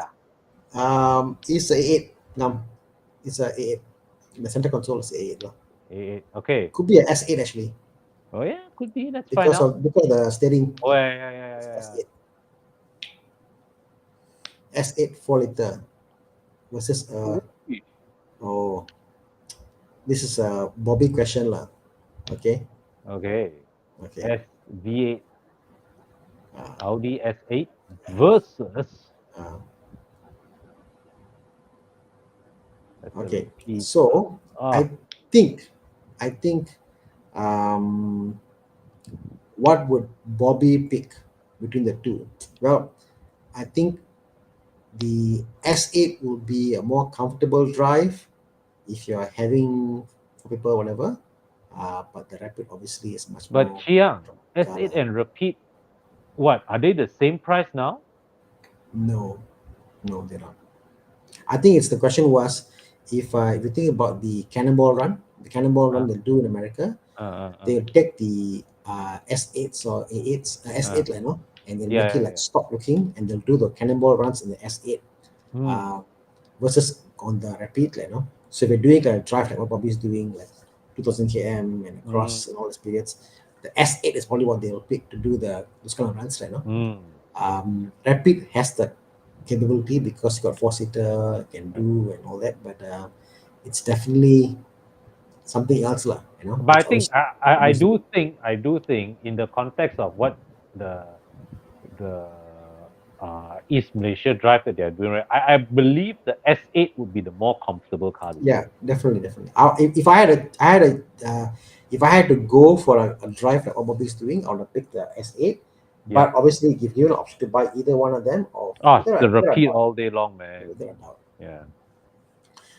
I think put it this way, if you are able to see a Rapid or Aston Martin, go inside and look at the knobs. Touch the knobs. Yeah, it's That different. knob itself will say like, okay, I want to get an Aston Martin. Yeah. You know, it's a cold to touch. Actual metal. Yeah. Asset is nice, Jensen. It's so nice. Oh yes. Yes. Beautiful. So beautiful. But you know, a repeat is a repeat. Yeah. Okay, guys, is that all we have for today? All right. Okay. Thank you, Thana. Great session we have today. Okay. Yeah. Okay, guys, as always, if you have any concerns about your car, if you got any mice or whatever, and need some cleanups, definitely go and see Kon in Evo Cup Car Wash. Yep. Oh, Kon Land Firm, a new logo there. I like it. Oh yeah. I just mentioned earlier in the show. This is now to reward those of you guys who listen to our advice. Means that if you have bought a car based on our advice on this show, you come to Evo Club Car Wash, I give you a special 20% on your first visit with the car that you bought. All right. So I mean it's reward for your it's an appreciation for your support over what? How long have you been doing this live show, Atana? 2 years, 3 years already? Let me see. How long has my wife been asking me to go to sleep 3 on years. Monday morning? 3 years, right? Yeah. Okay. So of course, if you all also have any, especially like modern classic BMWs or Porsches that need good maintenance, Yeah, plus come performance over. is the place. Come and see me in USA 1 plus performance. Well, I miss my 36 lah.